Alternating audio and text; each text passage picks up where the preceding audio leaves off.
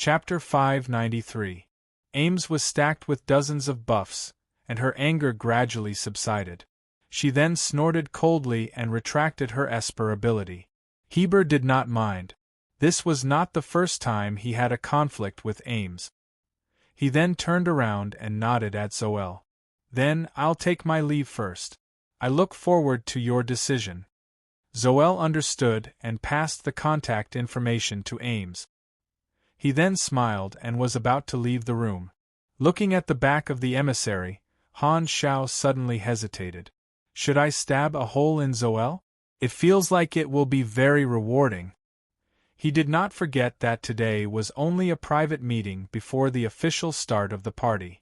When the party started tomorrow, Heber would introduce Zoel to all the guests, and that would be when the undercurrents would start flowing. The Crimson Dynasty would not personally make a move to snatch territory. As soon as they made a move, the Federation of Light would make a move as well, and the conflict would escalate.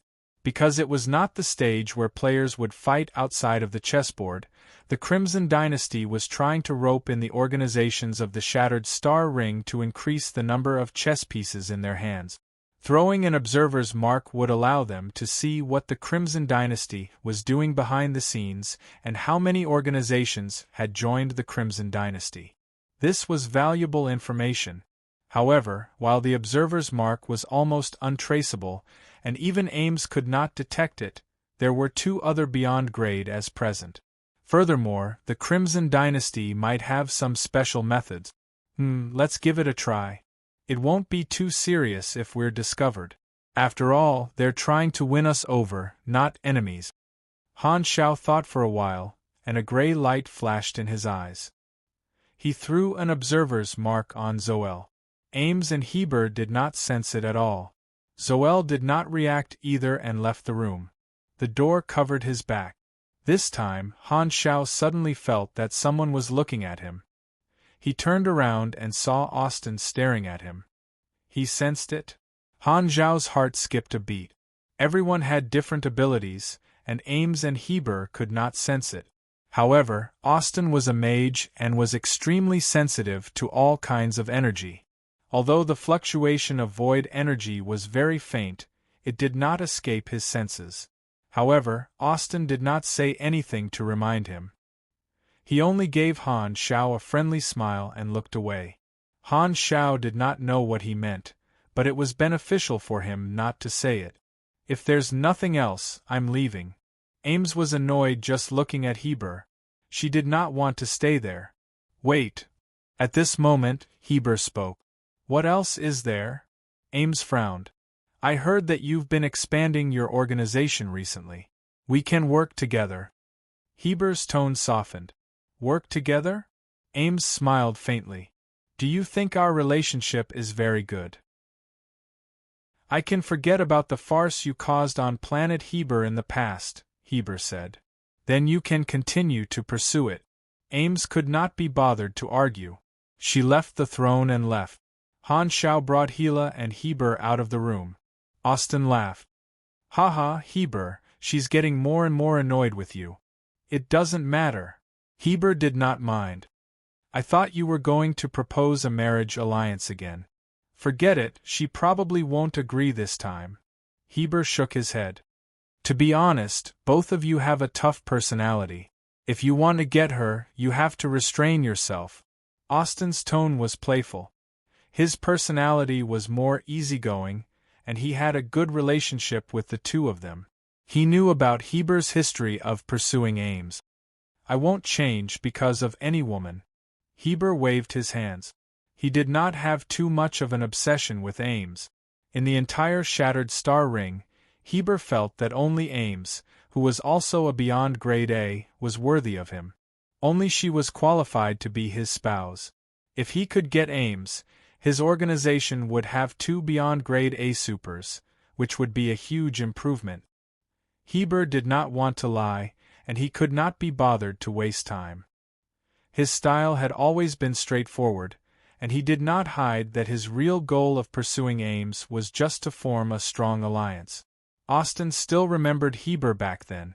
The scene of Ames' rage when Heber first proposed made him want to laugh every time he thought about it. When they arrived at the entrance of the palace, Carol happened to be about to enter, and they bumped into each other. "You guys again." Carol did not have any intention of provoking them this time. He did not stare at Ames like last time and looked very calm, as though they were just passers-by. Ames glanced at him coldly. Although she was unhappy, she could not do anything in the tyrant's territory, so she did not want to talk to Carol anymore. Just as they were about to pass each other, Han Xiao suddenly reached out and pressed on Carol's shoulder, grabbing him tightly like an iron clamp. Carol turned around with a confused expression and said, "What are you doing? I remember you said before that I'm just your substitute?" Han Xiao narrowed his eyes and said maliciously, "Since you claim to be my senior, teach me a little." Carol's expression changed. He thought that the previous provocation was over, but he did not expect Han Xiao to suddenly make things difficult after a few days. Ames stopped in her tracks with a look of surprise on her face. "What do you mean? You want to fight here? This is Planet Heber." Carol's tone was threatening. "Don't worry, I just want to spar with you and see how strong a traitor like you is." Han Xiao chuckled. "The tyrant's subordinate wouldn't be afraid to accept the challenge, right? I understand. This must be Ames's intention." Carol felt that he had guessed it. Ames must have suffered a setback and wanted to regain her face, so she asked Black Star to challenge him. If it was just a spar between officers, Heber would not have said anything. Hee, is she that confident in this new officer? Carol's expression turned cold. "All right, I accept your challenge.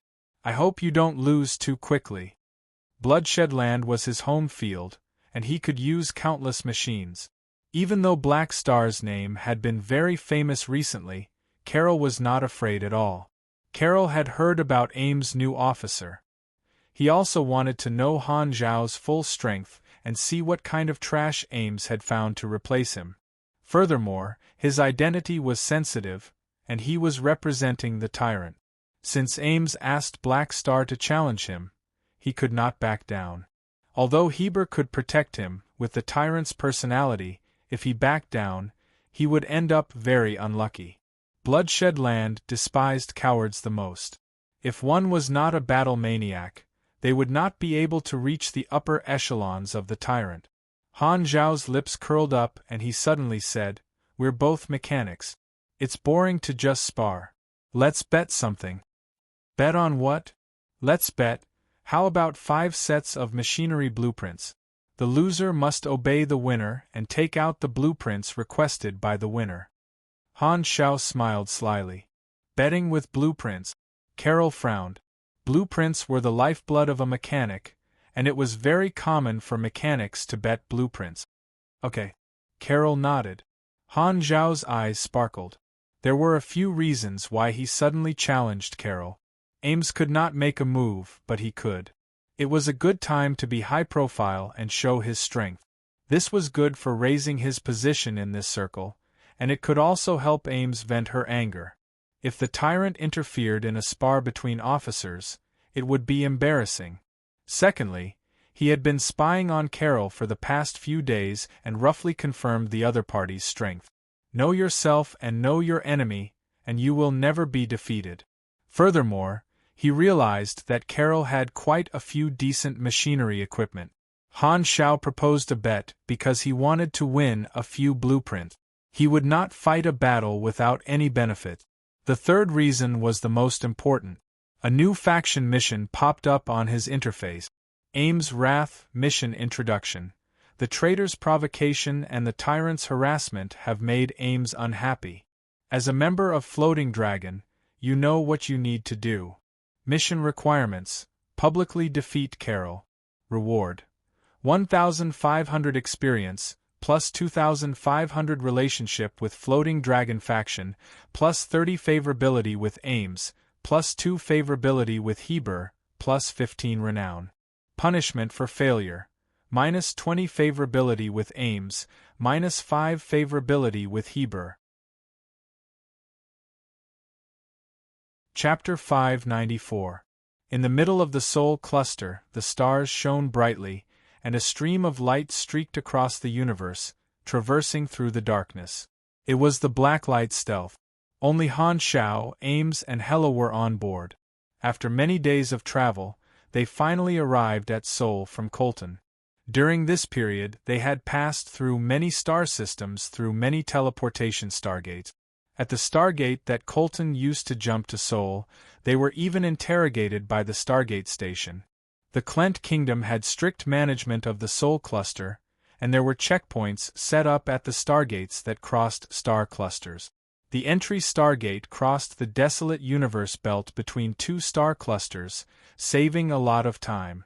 Interstellar travelers with clean backgrounds would use the stargate. Those who walked through the desolate universe belt were mostly wanted criminals and some unspeakable forces. It was like illegal immigration. The Bloodshed Lands headquarters was located in a star system controlled by the Klent Kingdom, which was also the core star system in the middle of the Soul Cluster.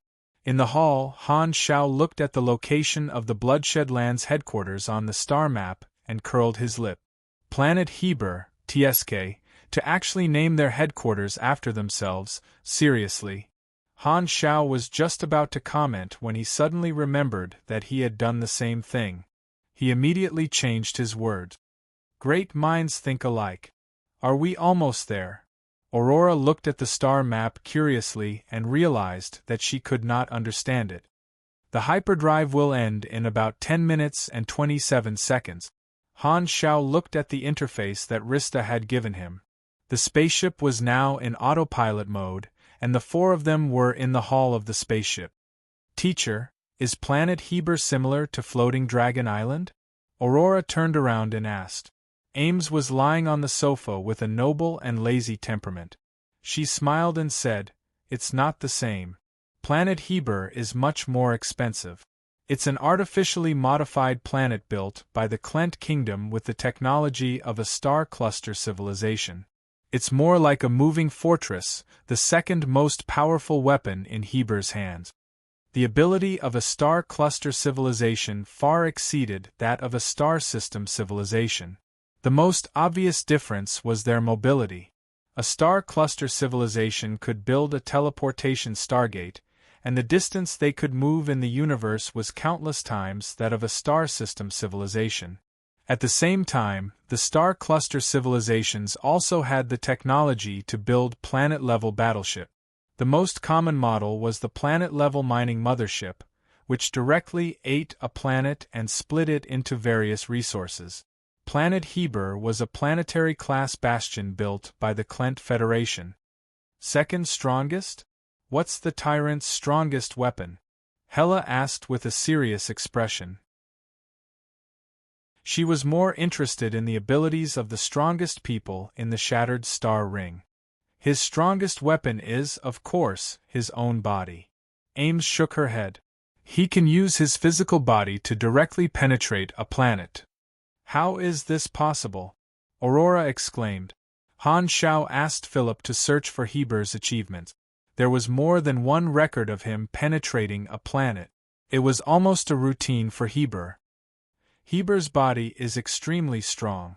Soil and rocks can't stop him, and the dense rock layers deep underground are like paper in front of him.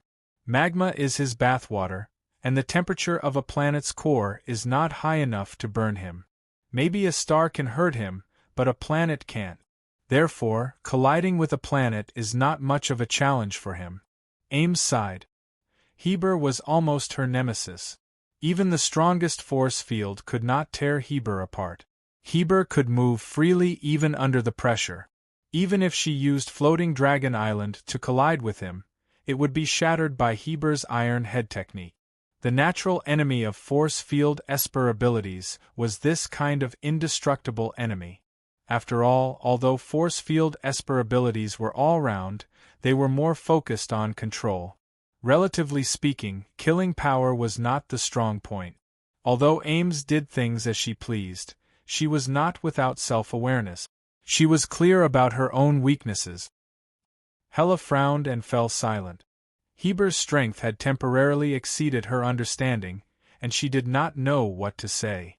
Heber penetrates a planet through a single point, just like how a sniper bullet penetrates several layers of wood. Han Xiao shook his head. A beyond grade A pugilist was truly terrifying. After chatting for a while, the blacklight stealth finally exited its hyperdrive state. The tunnel of light outside the porthole disappeared, and they returned to the universe. Just below the spaceship, a small iron-gray planet came into view. Its color was eerie and heavy. Planet Heber. Han Xiao received a communication request from Planet Heber. If he did not verify his identity and rashly stayed near Planet Heber, he would be treated as an enemy. Ames had the invitation letter, and after verifying her identity, Planet Heber sent the coordinates to stop at. Han Xiao then got Rista to control the spaceship and fly toward the designated landing location. Because Planet Heber was a moving fortress, just like Floating Dragon Island, it was in a moving state all year round. Thus, there was no natural sunlight, and the sky was covered with thick, man-made black clouds to weaken the cosmic radiation. The spaceship slowly descended, and after passing through the black clouds, they could see the surface of Planet Heber in detail. Planet Heber was mainly cold and dark, and there was almost nothing fancy about it. There were towering castle-like buildings, and the bases were like continuous mountain ranges. These buildings glowed with faint blue light, giving them a futuristic, mysterious, and technologically advanced feeling. Among the bases, there were some large hollow ring devices that were sparsely distributed. They were 1 to 2,000 meters tall, and the hollow rings were shining with a purple light. They were moving like ripples, as though they were doing something. In the sky above the bases, battleships were patrolling in group. This was a planet-level armed fortress. Hela and Aurora could not help but gasp in amazement. The blacklight stealth landed at the dock between the bases, and they walked out of the spaceship. They saw a group of people already waiting there. They were all Bloodshed Land soldiers, and the leader was Vanguard official Malekith. Your Excellency Dragon Emperor, thank you for accepting the invitation. Welcome to Bloodshed Land. Malekith gave a bow. He was the one who had personally sent Ames the invitation letter. Ames did not comment. She looked at the surroundings, smiled, and said, I haven't been here for a long time, and this place is still as boring as ever. Heber is really tasteless. Battleships and fortresses are the best decorations, Malekith replied. Malekith then saw Han Xiao beside Ames. His eyes flashed, and he calmly said, Black Star, as I said, we will meet again very soon. Han Xiao raised his brows, acted dumb, and said, Who are you? I have never seen you before. Everyone looked over and stared at him. All right, I was just joking. Han Xiao grinned. The people of Bloodshed Land were really interesting, trying to sow discord the moment they met. Malekith purposely used such an ambiguous way to imply that he had met Black Star in private. Han Xiao did not tell Ames that he had come into contact with Malekith, and Ames had been poached before, so she should be very sensitive to this. If she knew that her capable officer had met with Bloodshed Land in private again, she would probably not be nice to Han Xiao. Malekith looked like a barbarian with a bad brain, but it turned out that he had a dirty heart. All right, I will remember this grudge. Chapter 595. Upon hearing that, a sharp green light flashed across Ames' eyes. She stared at Malekith and said word by word, What do you want to do to my people again? Malekith did not deny it. Your Excellency Dragon Emperor, don't be too sensitive. I only met Black Star once. Ames narrowed her eyes and turned to look at Han Xiao. Han Xiao was very calm. He took the initiative to find me and wanted me to leave Floating Dragon Island and join Bloodshed Land. TSK, the conditions he offered were not bad. And then? What did you think? Ames smiled faintly. If I had agreed, he would not have taken the initiative to bring this up. Han Xiao shrugged. Ames' lips curled up slightly. She then turned to Malekith and said, Did you hear that? Put away your little tricks and lead the way. Seeing that his provocation was useless, Malekith did not say anything else. He welcomed everyone in and led the way. There were still a few days before the gathering, but many people had already arrived. Bloodshedland had prepared many guest rooms for the guests to rest in. The group headed to the guest rooms and passed through the bases. There were patrolling soldiers and vehicles everywhere. Han Shao had the time to observe the various facilities of Bloodshedland along the way. It was not much different from what he remembered. In his previous life, players had also been recruited by Bloodshedland, so he remembered the map structure of planet Heber. If I remember correctly, the surface of planet Heber is only a small part. There are even larger bases underground, Han Shao thought to himself. At this time, not far behind them, a stranger's voice suddenly sounded. Long time no see, Ames. Han Zhao's first instinct was that this person's tone was very annoying. Everyone turned around and saw a man surrounded by a group of soldiers appear behind them. The one who spoke was this man. He was wearing an exquisite robe and had a feminine appearance. He had a mocking expression on his face as he stared at Ames. When Ames saw this person, her expression changed slightly, and she slowly said, "Carol." Carol's gaze swept across her beautiful face, snow-white neck, flat stomach and long legs. He sized her up boldly and chuckled. "I left Floating Dragon Island for so long, but you're still as beautiful as before." Ames' expression was cold and indifferent. Han Xiaoxin's heart skipped a beat. Ames' reaction was a little unusual. She seemed to have an unusual relationship with this guy called Carol. He turned to look at Malekith and realized that this broken horn demon had a look of amusement. So, Carol was Ames' former subordinate. Han Shao immediately understood. If Carol had resigned normally, Ames would not have done anything. However, Carol had publicly defected and joined Bloodshedland in a high profile. He had even given away some of Floating Dragon's technological secrets and map structures. Now, he was even in a high position. To Ames, this was undoubtedly a betrayal. She was hostile to Bloodshedland and even more hostile to Carol. Back then, when she had killed her way to planet Heber, she most likely had another goal to get rid of Carol, but she had been stopped by the tyrant. The truth was just as he had guessed. Ames and her former subordinate, Carol, had already become enemies. "You came to find me. Do you want to die?" Ames said coldly. Carol had no fear because he had a backer. He sneered and said, "This is Bloodshedland's headquarters. Why, do you want to kill the tyrant's logistics manager here? By the way, I heard that you found an insect to replace my position. Heh, your taste is really heavy." Ames was expressionless, but her aura gradually increased. Hela and Aurora felt that the atmosphere was not right and immediately became alert. However, Carol did not show any weakness. Clearly, he had purposely come here to provoke them. He turned to look at Han Shao and casually said, "Black Star? You're Ames' new officer, right? I can be considered your senior. How about it? Do you want me to give you some pointers?" "Pointers?" Han Shao raised his brows.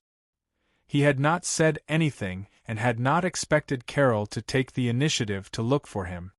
"That's right, I know her very well. I feel that you need my pointers." Carol shrugged and pretended to be serious. "After all, you like to be her pet. Shouldn't you know what your owner likes?" "Wow, this is the first time I've met someone who deserves a beating more than me." Han Shao could not help but laugh. "Brother, do you suddenly feel like punching yourself when you look in the mirror?" Carol thought that Han Shao would be angry because of his mockery. He did not expect such a reaction. He could not help but choke. After a pause, he continued to speak with sarcasm. "Don't be angry. I'm just telling the truth. You're the same as me in the past. You're just her pet. The difference is that you're just my replacement. Without you, there will be some other white star or red star to replace you." Han Shao touched his chin. Before he could retort, Ames spoke first and coldly said, "Black Star is different from you. He's more trustworthy than you. Oh, then you have to be careful. Carol stared at Han Xiao with a mocking expression. The more she trusts you, the more determined her killing intent will be when you want to abandon her. Heh, I'm afraid that your position is even lower than a pet. You're just a slave chained to her side. This person really knows how to talk. Han Xiao rolled his eyes. A few words would not anger him so easily. As he spoke, Carol looked at Ames again. This time, his eyes were even more fiery. Do you know, in the past, I almost did not have the courage to raise my head in front of you, but now, I'm not interested in knowing your thoughts. Ames directly interrupted Carol. Her eyes were as cold as ice.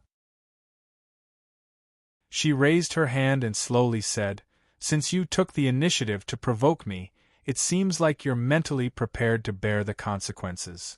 Boom. As soon as she said that, a violent force field rolled out. The ground cracked inch by inch under the heavy pressure, and the force field crashed toward Carol. At this time, 3 roars sounded in the surroundings. 3 figures moved quickly, leaving afterimages as they moved.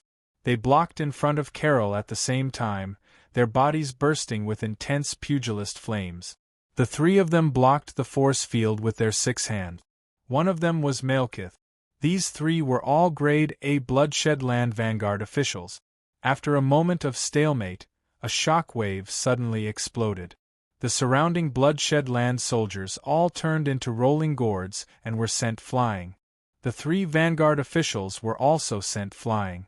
They exploded in midair and stopped their momentum. They landed on the ground and stared at Ames cautiously. The 3 of them had to take action at the same time to block Ames' force field. You're indeed prepared. Ames' eyes darkened, and the air started to vibrate. That attack just now could only be considered an ordinary A from Ames. Now she was going to be serious. Buzz, buzz, buzz. An even more powerful force field was brewing, and cracks gradually appeared on the ground and buildings in the surroundings.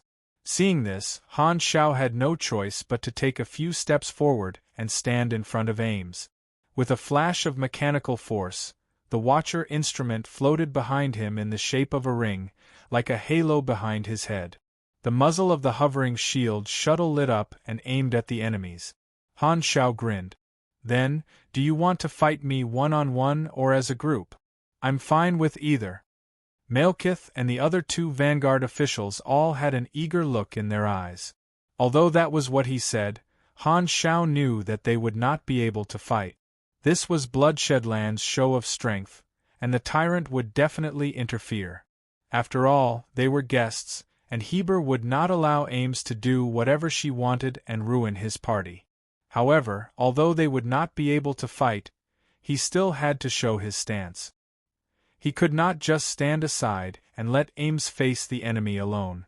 At this critical moment, an unprecedentedly powerful aura suddenly burst out from afar, rushing straight into the clouds as if it had swept across the entire Bloodshed Land. Even the stars in the sky seemed to have lost their color and dimmed a little. Rumble, from an unknown distance, a person's voice came from afar.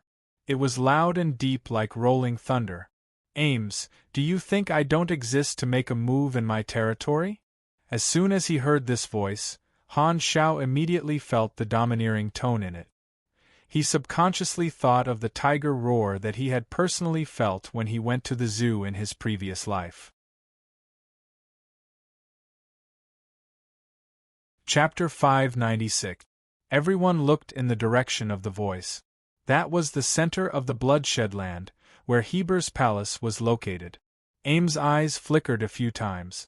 She glanced at Hela and her sister, sighed slightly, and lowered her hands, which were covered by her sleeves. She was not going to attack again, and the force field that she had been accumulating quickly dissipated. The tense atmosphere instantly calmed down. She no longer looked at Carol and turned to look at Malekith, who had also blocked her attack, and said coldly, "Don't just stand there. Lead the way." When she had decided to accept the tyrant's invitation, Ames had already expected to encounter something like this. Her previous attack had already shown her attitude. Since the tyrant was involved, She did not want to have a bigger conflict in someone else's territory. After all, she was not there to cause trouble this time. Malekith nodded and led the way. Everyone followed him. Han Xiao turned around and glanced at Carol one last time. Looking at Ames and the others leave, Carol did not say anything to stop them. He stopped smiling and shook his head at the two Vanguard officials. I thought that she would continue to attack despite the warning. Although I didn't go too far, with my understanding of Ames, this is enough to anger her.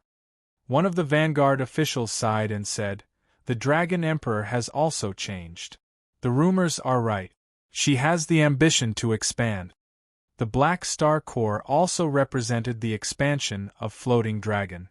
This situation had long attracted the attention of many organizations, and the Bloodshed Land was also paying attention to Floating Dragon's development. Carol's mission was to test Ames' attitude. His words were mostly directed at Black Star and did not directly insult Ames. He would be able to obtain a lot of information from Ames' reaction. If she had a bigger plan, she would not have started a bigger conflict. At the same time, in Heber's palace, only Heber and the Klent emissary were in the room. The surveillance image of Ames and the others was displayed on the virtual screen. The Klent kingdom placed great importance on the tyrant's gathering and saw it as a diplomatic event. The emissary was a high-ranking official, and he had personally attended to show the good relationship between Klent and the tyrant. The Klentons had slender bodies. Standing beside Heber, who was 7 to 8 meters tall, they looked very thin and short. "Your Excellency Tyrant, you're still as tough as ever. You didn't even need to show yourself. Just a few words were enough to make the Dragon Emperor retreat. I thought that I would be able to see Your Excellency Tyrant make a move." The Klent official spoke with a respectful tone and a smile on his face. "Yes." Heber shook the specially made giant wine cup and did not comment. The Klent official shook his head and said with a smile, "What a pity. If only she did it. This gathering is very important. If she causes trouble at this time, she will offend many big shots. Since she wants to expand, she won't do anything," Heber said calmly. "Aren't you afraid that she'll take revenge on you after the gathering?" The Klent official chuckled. "She's someone who would do something like that. Isn't that what you want to see the most?" Heber's tone was calm. "Haha, you're right. This will give you an excuse to attack Floating Dragon Island." The Klent official laughed. He was the one who wanted to see Ames make a move the most. "Even the Amethyst civilization won't stop you from invading Colton with this reason." Heber glanced at him and could not be bothered to reply. Although they were allies, his goal was different from the Klentons. Ames TSK with the halo of a Beyond Grade A, if I can get a woman with such a status, all other women will pale in comparison. The Klent high official admired Ames' body on the virtual screen and said to himself with a wanton look in his eyes. He had a high status and had countless partners. His aesthetic focus was no longer on appearance. Only the bonus of status and identity could make a woman more attractive in his eyes. As the only female among the 4 Beyond Grade as in the Shattered Star Ring, Ames was clearly the most difficult woman to tame in the Shattered Star Ring. A star system civilization would not dare provoke a Beyond Grade A, but to a star cluster civilization, while a Beyond Grade A was powerful, they were not as fearful as a star system civilization. Only a Beyond Grade A like the Tyrant would be valued more by a star cluster civilization. Therefore, the Klent official did not care about expressing his desire for Ames. After all, it was just a thought. "I hate women who are too headstrong," Heber said slowly. "Her personality still needs to be polished." The Klent official shook his head. He could only think about Ames. Only Heber had the ability to put it into action. On the other side, Han Xiao and the others were on their way to the guest room. After the small incident earlier, the atmosphere in the team was rather quiet. "Black Star, don't think too much. Carol did it on purpose," Ames said suddenly. "I know." Han Xiao shrugged. "This should be Heber's idea. I don't know what he's planning, but Aesop has a feeling that this gathering is not ordinary. He told me not to be rash, Ames explained. Han Xiaoxin's heart skipped a beat. It turned out that Ames had already asked Aesop to predict this gathering. Could it be that Aesop's suggestion was the reason why she insisted on coming? Carol was one of the earliest members of Floating Dragon, but he betrayed me and joined the Tyrant. He now has a high position in Bloodshed Land. Han Xiao stroked his chin. The Tyrant actually dared to let a traitor take up an important position. He's very daring. When Malekith was trying to poach him, he had also offered him the position of Vanguard officer. Malekith had also offered him the position of Vanguard officer. Because he's the Tyrant, he's not afraid of anyone betraying him. What do you mean? If Carol betrayed me, the Tyrant could protect him. If he betrayed the Tyrant, no one in the Shattered Star Ring would be able to protect him. Ames sighed. Furthermore, I have to admit that the Tyrant's personal charisma far exceeds mine. You're very afraid of him? Han Xiao raised his brows. I thought you were not afraid of anything. Of course I'm not afraid of him, but even if I hate him, it doesn't change the fact that he's very strong. Ames shook her head, paused, and said, Therefore, in the Tyrant's territory, try to keep a low profile. Don't be angry because of Carol's words. He did it on purpose. Ames valued Han Xiao and took the initiative to explain because she was afraid that Han Xiaoxin would hold a grudge against her. Han Xiaoxin felt warmth in his heart. He did not take Carol's words to heart, but he did not expect Ames to consider his feelings. According to his understanding of Ames, Ames did not seem like someone who would consider other people's feelings. I feel that you've changed. Han Xiao almost blurted out the word dog. How have I changed? Ames smiled faintly. You've become more patient than before. Ames smiled and did not reply. She turned her head and looked at Hela and her sister. Aesop said that only children are willful. He told me to change, or else I'll suffer one day. Han Xiao rolled his eyes. Aesop, that old thing, how can he be so shameless? What right does he have to say that? I think so too. Ames's beautiful eyes curved like crescent moons as she covered her mouth and laughed. The building that provided the guest rooms was located next to Heber's palace. It was a huge castle, and the entire castle was made up of guest rooms. Some participants of the gathering had already checked in, so the treatment was naturally very high. They would not neglect the guests. There were still a few days before the gathering officially began. Many forces would arrive early because the days before the gathering was an opportunity to expand their network and make friends. It was very rare for the representatives of various forces to gather together. With Malekith leading the way, Han Xiao and the others walked into the castle. At this time, there were guests in groups of 2s and 3s in the hall. They came from different races and came from different organizations in the Shattered Star Ring. Hearing that someone had walked in, the guests in the hall all looked over. After recognizing Ames, their expressions were a little strange. They seemed to want to greet her but did not move. They had also heard the Tyrants roar earlier. Ames and Heber had a conflict, and after weighing the pros and cons, they felt that it was more important to please the Tyrant. Thus, they did not approach to chat. Ames did not mind. The group left the hall and went upstairs. Bloodshed Land had arranged the rooms. Ames had one, Han Xiao had another, and Hela and Aurora had another. After returning to the room and closing the door, only Han Xiao was left in the room. He activated a compressed orb and turned it into a detector. He checked the room and did not find any monitoring devices. Han Xiao nodded, took out a mechanical device, and placed it on the ground. Hum hum. A light flashed and released an illusion that covered the room. Even with magic monitoring devices, they could only see the illusion projection and not what he was doing. Although there were many important people living in this castle, and there should be monitoring devices, Han Xiao was used to being cautious. Carol, Han Zhao's eyes sparkled. He turned into his chaos body and activated void vision. His vision suddenly crossed the distance and saw Carol's every move. When Ames decided to stop, Han Xiao took the opportunity to throw an observer's mark at Carol and replace the position of a galactic pirate.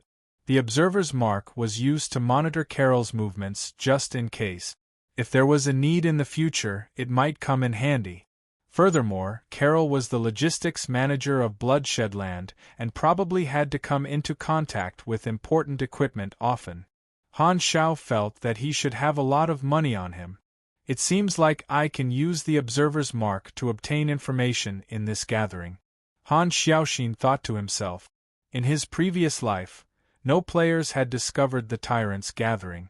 Without reaching this level, they would not have been able to come into contact with the circle of important people. This was also the first time he had heard of this event. Although there were some unpleasantness, overall, this gathering was still very safe. At most, there would only be a few scares. Ames' idea was to focus on participation, but this was indeed a good opportunity to obtain information. Han Xiao decided to make use of it. The participants were all important people. Perhaps some of the information they revealed was ambiguous to others, but with his memory of the storyline, he could connect many things with just a little inspiration.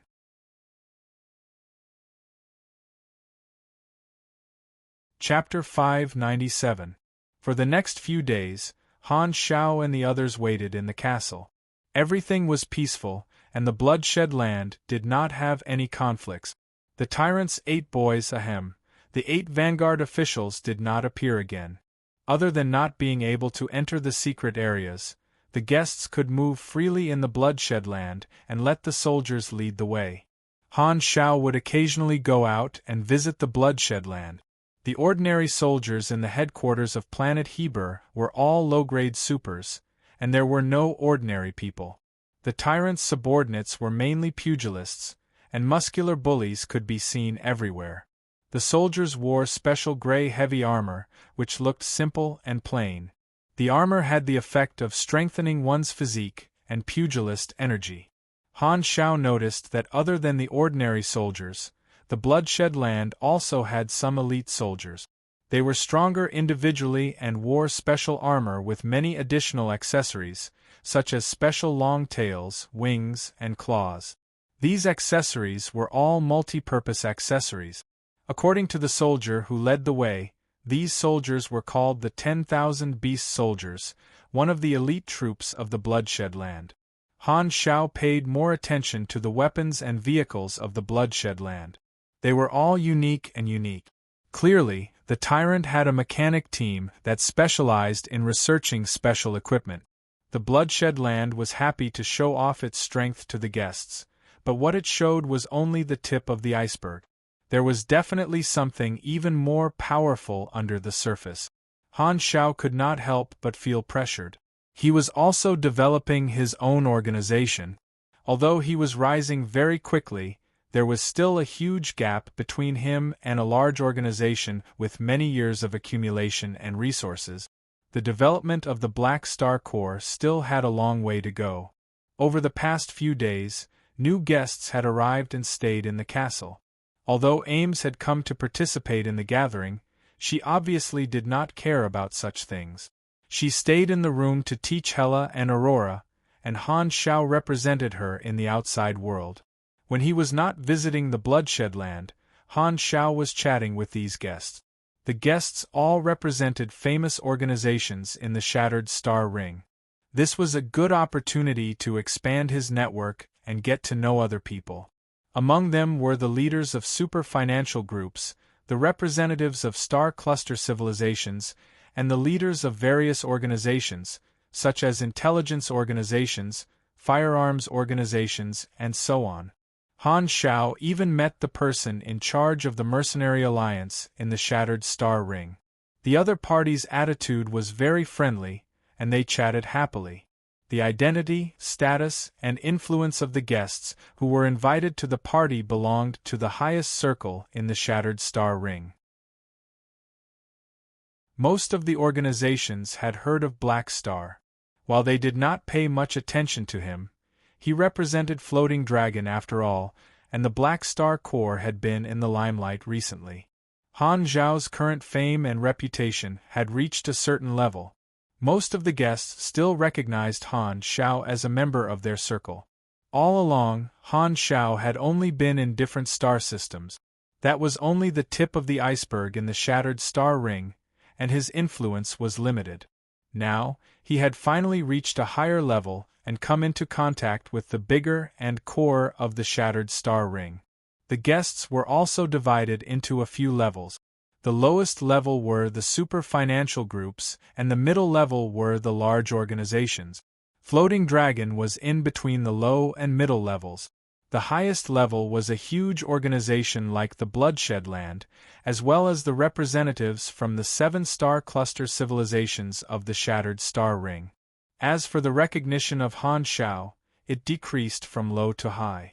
Most of the representatives of the Star Cluster civilizations had a more official attitude and were not interested in Han Zhao. Only 2 civilizations were a little more enthusiastic: the Amethyst Civilization and the Clent Kingdom. Colton was the territory of Amethyst Civilization, and the Dragon Emperor often wandered around the Colton star cluster. In the eyes of the representatives of the Amethyst Civilization, Han Zhao could be considered half an ally. The Amethyst Civilization's style was more gentle and friendly.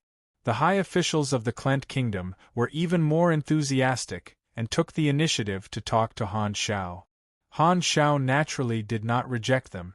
However, he was also a little puzzled. He had never come into contact with the Clents before, so why were they so enthusiastic like animals in heat? In a few days, the contact details of hundreds of people appeared in Han Zhao's communicator. They were all elites in their respective industries. This was a huge harvest of connections, and this trip was not wasted. When he returned to Floating Dragon, he would share the contact details of these big shots with Jenny. She would definitely be very touched. Soon, it was the day before the gathering. On this day, the tyrant actually sent someone to inform Han Zhao and the others, inviting them to a private meeting at the Heber Palace next door. Heber wants to meet privately? What's his motive? Han Zhao was curious. I'm not sure.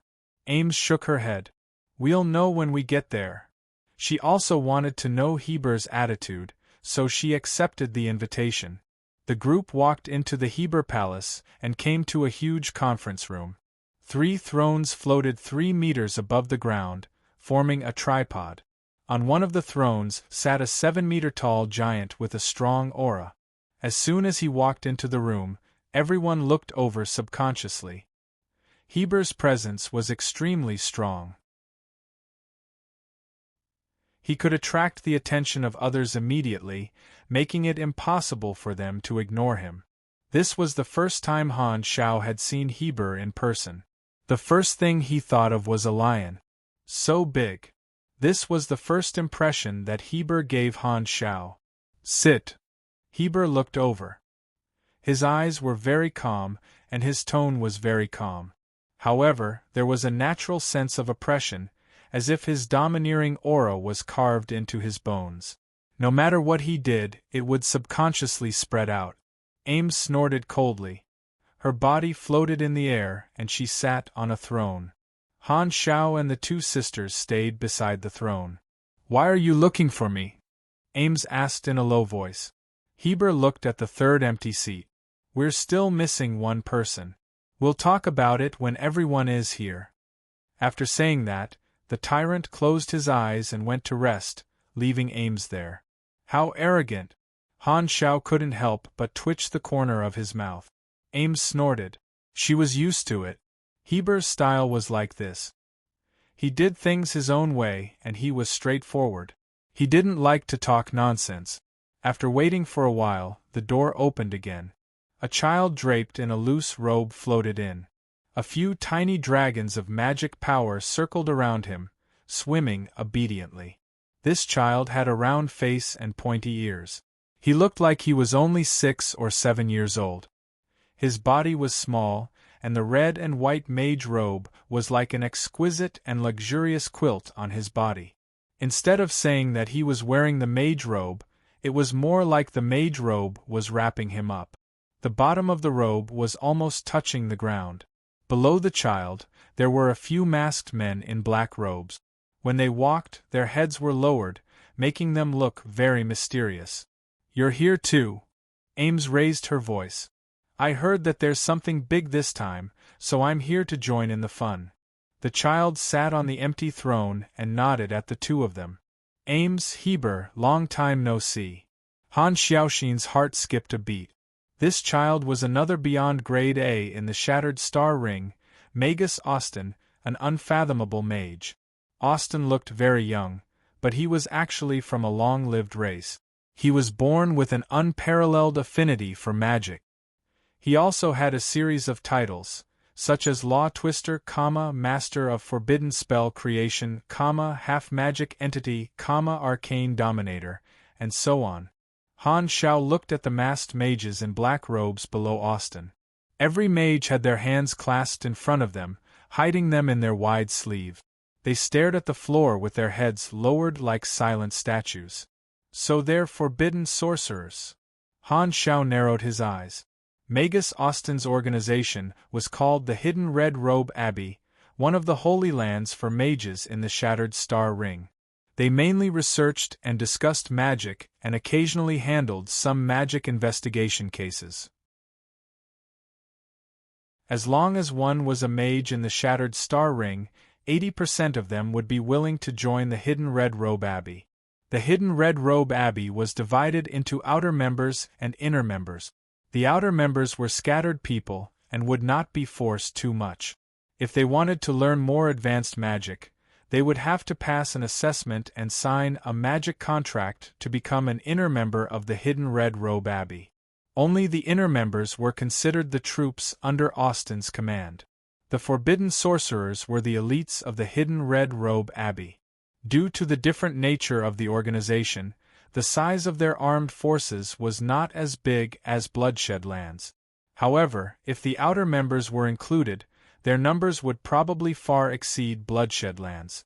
Other than Ames, Heber had also invited the other Beyond Grade as. Of the 4 Beyond Grade as in the Shattered Star Ring, 3 were gathered there.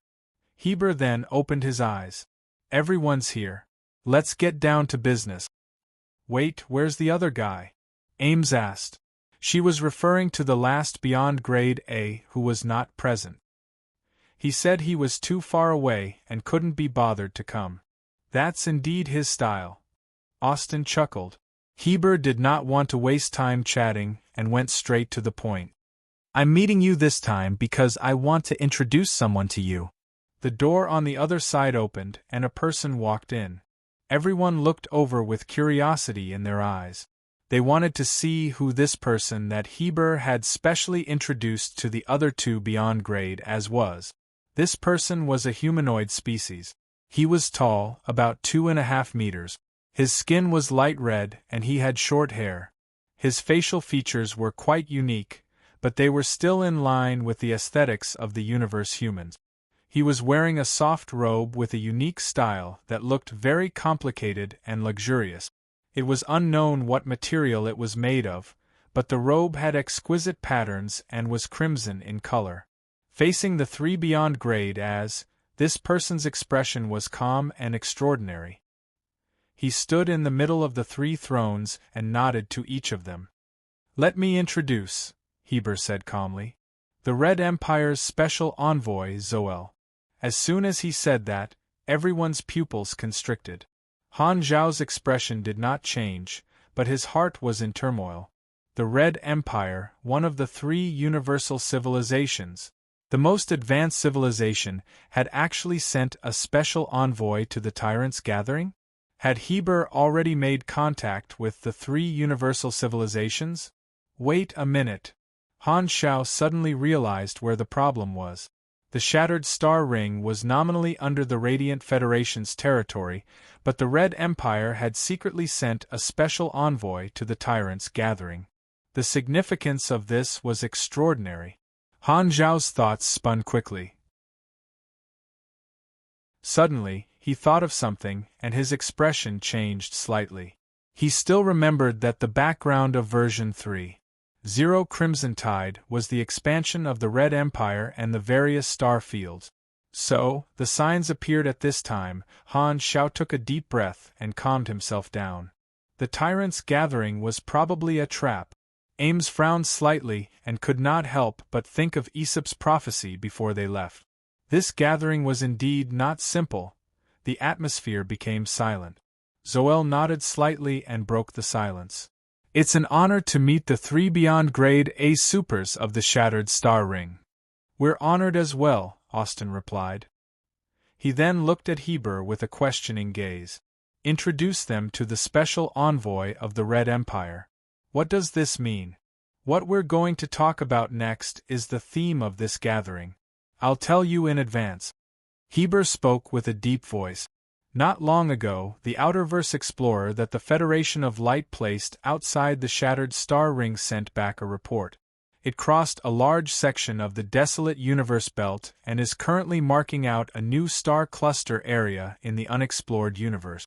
That is an ownerless star cluster that needs to be explored and included into the Shattered Star Ring's territory. Everyone had different expressions. No wonder the 7-star cluster civilizations sent representatives to attend this gathering. Han Xiao understood. Ever since the peace treaty was signed, the 3 universal civilizations had been working hard to explore the unexplored universe outside and continuously expand the known universe. Every time a new territory appeared, it meant a new battle. With all the star clusters in the Shattered Star Ring being divided by the 7-star cluster civilizations, a new star cluster was a new piece of cake. Every star cluster civilization wanted a piece of it or to monopolize it. The Radiant Federation wants to incorporate the new star cluster into the Shattered Star Ring, and we want to define it as the starting point of a new star field. Zol's words had a deeper meaning. Although he did not go into detail, everyone understood what he meant. The Shattered Star Ring was the territory of the Radiant Federation, but the new star field was ownerless. The Red Empire had a huge plan and wanted more than just a star cluster. In the explored universe, the central star field was very prosperous, while the border star fields were more chaotic and backward. However, border star fields like the Shattered Star Ring were the places where the competition was the most intense. That was because only the border could continue to explore and expand. Therefore, on behalf of the Red Empire, I hope to receive your help. Zoel revealed his intentions. Heber remained silent at the side and introduced the Red Empire's envoy to the two of them. Clearly, the Bloodshed Land had made their choice long ago. So, the Radiant Federation or the Red Empire? Austin and Ames looked at each other and remained silent. Han Zhao's eyes narrowed.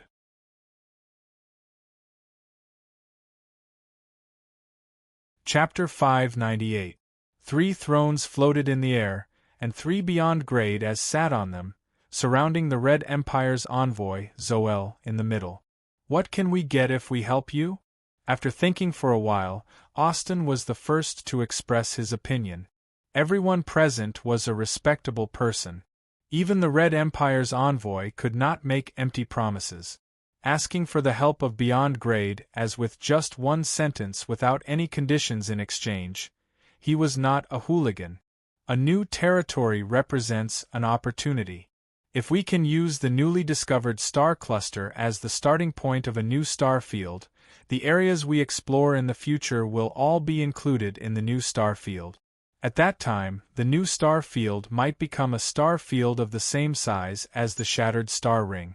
The potential benefits are huge.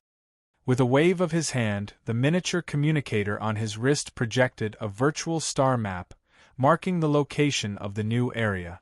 Beyond the edge of the Shattered Star Ring was an unexplored universe marked in dark colors. After crossing a long desolate universe belt, a new bright area appeared in the dark area. That was the location of the new star cluster marked by the Radiant Federation's exploratory device. The galaxy was roughly divided into planets, star zones, star systems, star clusters, and finally the largest star field. The Red Empire wanted the new star cluster not only to seize a piece of territory but also to turn it into a bridgehead for their exploration. They defined it as a new border star field and included it in the Red Empire's territory. This way, the Red Empire could use it as a starting point to explore and expand the territory of the new star field.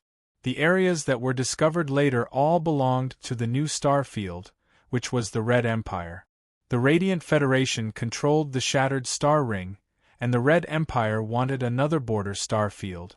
They were not willing to let the Radiant Federation monopolize this unexplored universe. Zoel was explaining the stakes, and Ames and Austin were listening. Han Zhao's attention, however, was attracted by the new star cluster. No matter how he looked at it, he felt that the location of the new star cluster was a little familiar. After carefully looking at it for a while, Han Zhao suddenly had a flash of inspiration. F***CK, isn't this part of the Flickering World? Flickering World was the main storyline of the later version. It was a brand new star field with billions of stars shining brightly, lighting up the dark universe. The unexplored star fields were rich in resources. All the players in Galaxy would receive main storyline missions from all over the universe and gather in the Flickering World to explore. There were also countless races and civilizations moving from the known universe into the Flickering World. This was a huge reshuffle of the organizations. The new star cluster that Zoel had shown was part of the Flickering World in Han Zhao's memories, just the tip of the iceberg. Unexpectedly, the later versions had already begun to show signs. Han Xiaoxin's mind raced. We've only excavated a small area. It'll take many years before we can fully explore it. There's still a long way to go before version 2.0. In the past, the players had fought for the various organizations and completed exploration missions. This time, they might have a chance to become chess players. Just like what that emissary had said, a new territory was the best opportunity. This might be a chance to reach the top. Although the Black Star Core was not strong enough and was much weaker than a colossus like the Bloodshed Land, Han Zhao's biggest advantage was that he had a rough understanding of how things had developed. In order to obtain the qualifications to set up this plan, he would need a stronger organization. The stronger the organization, the more benefits there would be. Currently, he was far from enough. Thankfully, there were still a few versions left. Han Zhao could not help but feel a sense of urgency.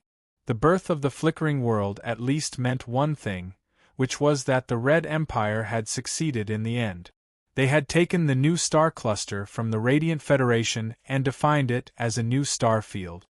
While he was thinking, Zoel had already finished stating the conditions. In conclusion, the Red Empire would give him full support in the dark. Obtaining the support of a universal civilization was a very tempting condition. Although the Radiant Federation controlled the Shattered Star Ring, they rarely came into contact with the organizations in the Shattered Star Ring. Austin frowned with a serious expression. However, coupled with his young face, he looked very comical and cute. I'm not very interested in this kind of thing. I'd rather stay at home, researching spells, so… I'm sorry, I want to remain neutral. I can only promise you that I won't help the Radiant Federation. After thinking for a while, Austin gave a response. He wanted to stay out of this and remain neutral. I understand. Zoel was not surprised. They were both beyond grade as, so it was not good to force him. To be able to get him to remain neutral and not help either side was not a bad result. He had also talked to Heber in detail. This private meeting was mainly to represent the dynasty and reduce the potential helpers of the Radiant Federation. What about you, Ames? Heber asked. Ames was not very interested in this kind of thing. Just as she was about to follow Austin's example and reject, she suddenly paused and looked at Han Zhao. Black Star, what do you think? Han Zhao was deep in thought when he was suddenly cued. He was stunned for a moment. Seeing that everyone's eyes were on him, Han Shao pondered for a few seconds and nodded. The Red Empire's reputation can naturally be trusted. The envoy is right. This is a once-in-a-lifetime opportunity with huge potential benefit. Personally, I feel that the Red Empire's chances of success are more than 60%. Zol's eyes sparkled and he smiled. While muttering to himself about when he had bribed this guy, he nodded at Han Shao and said, "Good taste." Han Shao also nodded and continued. "Therefore, I feel that there's no need to be too hasty to reject. This is not a bad thing." Hearing that, Ames thought for a moment and did not reject directly. Instead, she said, "I'll think about it." Heber's and Austin's expressions changed slightly. They had known Ames for many years. At the start, Ames had clearly expressed her intention to reject, but after hearing Han Zhao's suggestion, she immediately changed her mind. Black Star's importance in the Dragon Emperor's eyes seemed to have exceeded their expectations. Not just a fighter, but also an advisor? Austin rubbed his chin with his chubby hands and pondered. That's right. With Ames' personality, if she wanted to develop her forces, she would indeed need a reliable advisor. Black Star seemed to be quite capable. Heber was the most direct. "Black Star, Malekith said that he tried to recruit you, but you rejected him." Han Zhao's expression changed, and he slowly nodded. "I rarely try a second time, but I want to ask you again personally." Heber faced Han Shao, extended his hand, and said solemnly, "Black Star, be my subordinate," Han Shao said. Boom. Ames' long hair fluttered in the wind, and her aura filled the entire place. Her tone was cold. "You want to poach my people right in front of me. Do you still have me in your eyes?" The terrifying pressure pressed down on Heber from all directions, but he did not feel it at all. He ignored Ames and only stared at Han Shao. "Do you accept or reject?" Han Zhao's mouth twitched. Oh my God, the NTR in front of everyone made his scalp go numb. He was so overbearing. He did not expect Heber to personally invite him at this time. This guy does not care about the situation at all. The stronger a pugilist is, the harder it is to be stubborn. "Sorry, my answer is still the same." Han Shao felt like he was being pursued. He suppressed his chaotic emotions and helplessly shook his head. Heber nodded and did not get angry because of the rejection.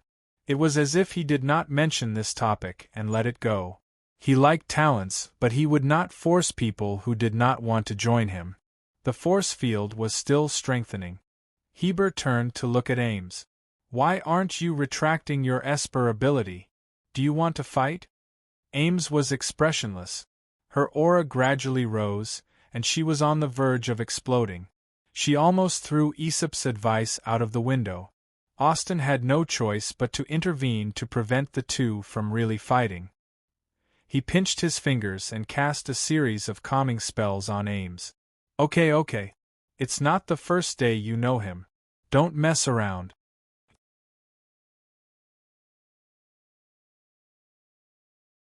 Chapter 599. Ames was stacked with dozens of layers of buffs, and her anger gradually subsided. She then snorted coldly and retracted her Esper ability. Heber did not mind. It was not the first time he had a conflict with Ames. He then turned around and nodded at Zoel. "Then I'll leave first. I look forward to your decision."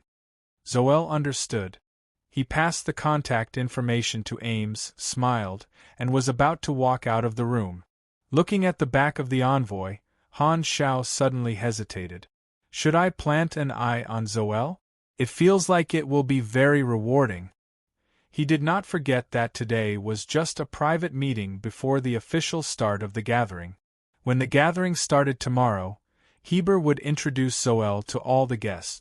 That would be when the undercurrent would be surging. The Red Empire would not personally take over the territory. Once they took action, the Radiant Federation would also take action, and the conflict would escalate. Because it had not reached the stage of fighting outside the chess game yet, The Red Empire was trying to rope in the organizations of the Shattered Star Ring to increase the number of chess pieces in their hands. With the universe as the chessboard, they would use the chess pieces to fight for benefit. Throwing an observer's mark would allow him to see what the Red Empire was doing behind the scenes and how many organizations had joined the Red Empire. This was precious information. However, although the observer's mark had almost no trace, and even Ames could not detect it, there were still 2 other beyond grade as present, and it might be discovered. Furthermore, the people of the Red Empire might have special means. Let's give it a try. Even if we're discovered, it won't be too serious of a problem. After all, they're trying to win us over, not enemies. Han Xiao thought for a while. A gray light flashed through his eyes, and he threw an observer's mark at Zoel. Ames and Heber did not notice anything. Zoel did not react either. He left the room and the door blocked his back view. This time, Han Xiao suddenly felt that someone was looking at him. He turned around and saw Austin staring at him. He noticed. Han Xiaoxin's heart skipped a beat. Everyone's abilities were different. Ames and Heber were unable to detect it, but Austin was a magician. He was very sensitive to all kinds of energy. While the ripples of void energy were very subtle, they did not escape his senses. However, Austin didn't say anything to remind him. He only gave Han Xiao a friendly smile before looking away. Han Xiao didn't know what he meant, but it was good that he didn't say it out loud. If there's nothing else, I'm leaving. Ames was annoyed by Heber and didn't want to stay here any longer. Wait a minute. At this moment, Heber spoke. Is there anything else? Ames frowned. I heard that you've been expanding your forces recently. We can work together.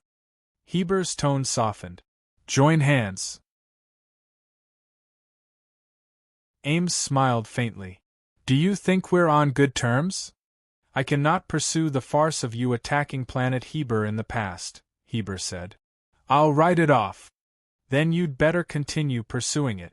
Ames couldn't be bothered to argue. She left the throne, turned around, and left. Han Xiao brought Hela and Han Xiaoxin out of the room. Austin laughed. Haha, Heber, she's starting to hate you more and more. It doesn't matter. Heber didn't care. I thought you were going to ask for a marriage alliance again. Forget it. She probably won't agree this time. Heber shook his head. To be honest, both of you have strong personalities. If you want to get her, you have to restrain yourself a little. Austin's tone was playful. He was more easygoing and had a good relationship with both of them. He knew about Heber's history of pursuing Ames. I won't change for any woman. Heber waved his hands. He did not have much of an obsession with Ames. In the entire Shattered Star Ring, Heber felt that only Ames, who was also a beyond grade A super, was worthy of him.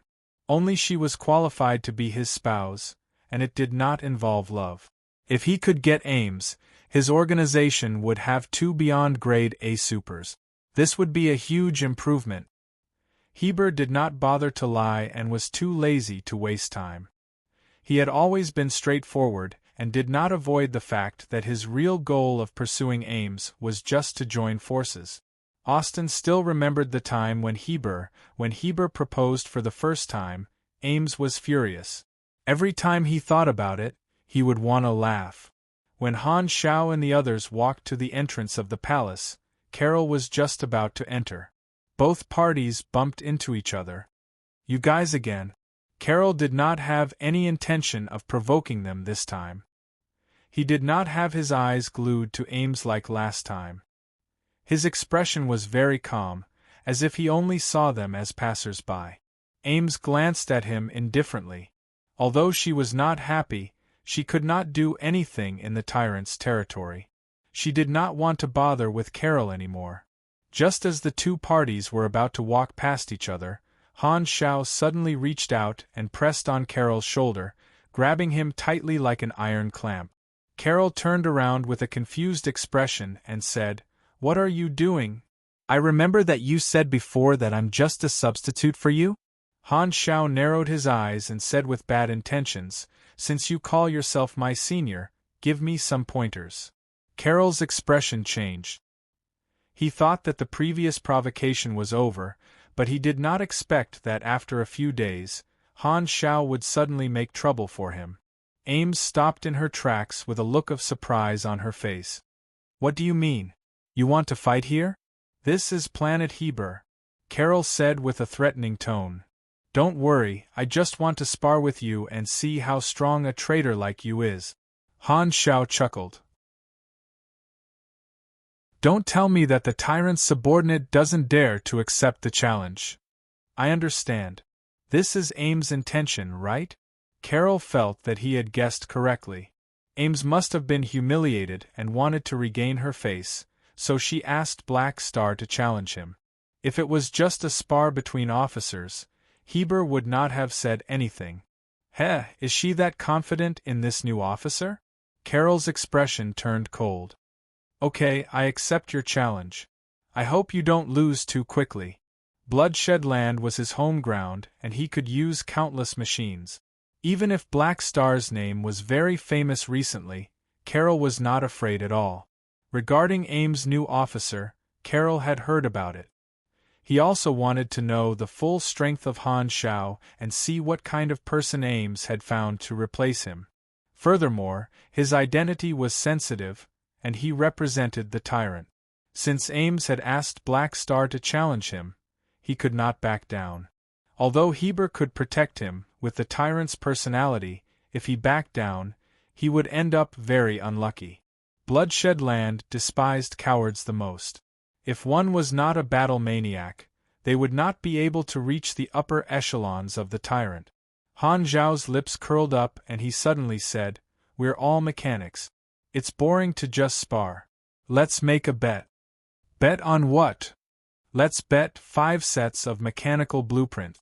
The loser has to obey the winner and take out the blueprints requested by the winner." Han Shao smiled slyly. Using blueprints as a bet. Carol frowned. Blueprints were the lifeblood of a mechanic, and it was very common for mechanics to use blueprints as a bet. "Okay." Carol nodded. Han Zhao's eyes sparkled. There were a few reasons why he had suddenly challenged Carol. Ames could not make a move, but he could. It was a good opportunity for him to be a little more high-profile and show his strength. This would be good for increasing his position in this circle, and he could also help Ames vent her anger. If the tyrant interfered in a spar between officers, it would be embarrassing. The second reason was that he had been spying on Carol for the past few days and had a rough idea of his strength. Know yourself and know your enemy, and you will never be defeated. Furthermore, he had also discovered that Carol had a few decent mechanical equipment. Han Shao proposed the bet because he wanted to win a few blueprints. He would not fight a battle that did not have any benefit. Ames' wrath, mission introduction, the traitor's provocation and the tyrant's difficulties have all made Ames unhappy. As a member of Floating Dragon, you know what you need to do. Mission requirements: publicly defeat Carol. Reward: 1,500 EXP, plus 2,500 Floating Dragon faction relationship, plus 30 Ames favorability, plus 2 Heber favorability, plus 15 renown.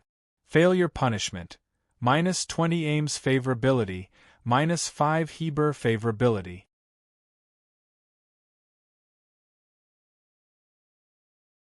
Chapter 600. Bloodshed Land, Open Air Training Ground Number 30. Let's do it here. Carol led the group to this place and stood opposite of Han Shao, creating a large distance between them. Looking from afar, they looked like a small dot. Han Shao looked around. This training ground was very wide, with tall mechanical towers at the edge. They were connected by dozens of blue high-temperature electromagnetic lines, looking like a sci-fi baseball field that had been enlarged many times. The ground was made of gray metal plates, and there were scorch marks left behind by explosions or scratches from sharp weapons everywhere. There were also quite a few dents. Clearly, this training ground was often used for training. "In my territory, you have to follow my rules," Carol's voice came from afar. Firstly, the battle area is limited to this training ground. If you cause any damage outside, you will bear the consequences.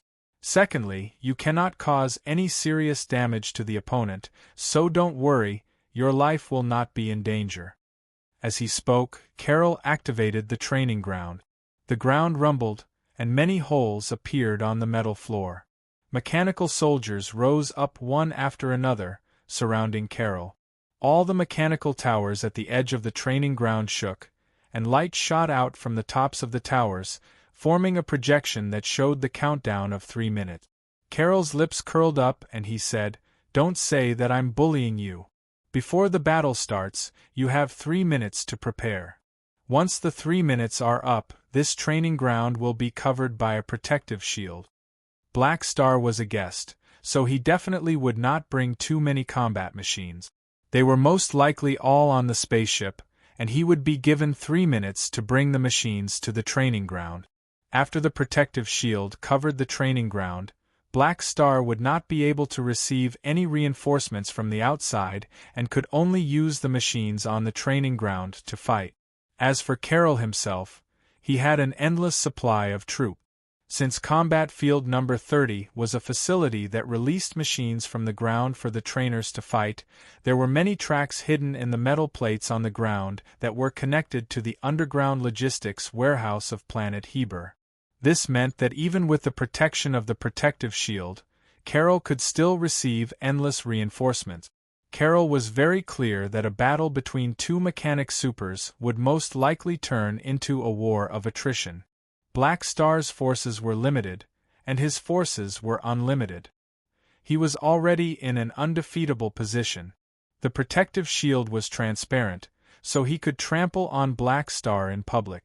He could basically foresee the outcome of the battle. Black Star's machinery would be exhausted, and the ground would be filled with wreckage. Black Star himself would be heavily surrounded by his troops, and he would be able to look down on Black Star with ease and make Black Star admit defeat.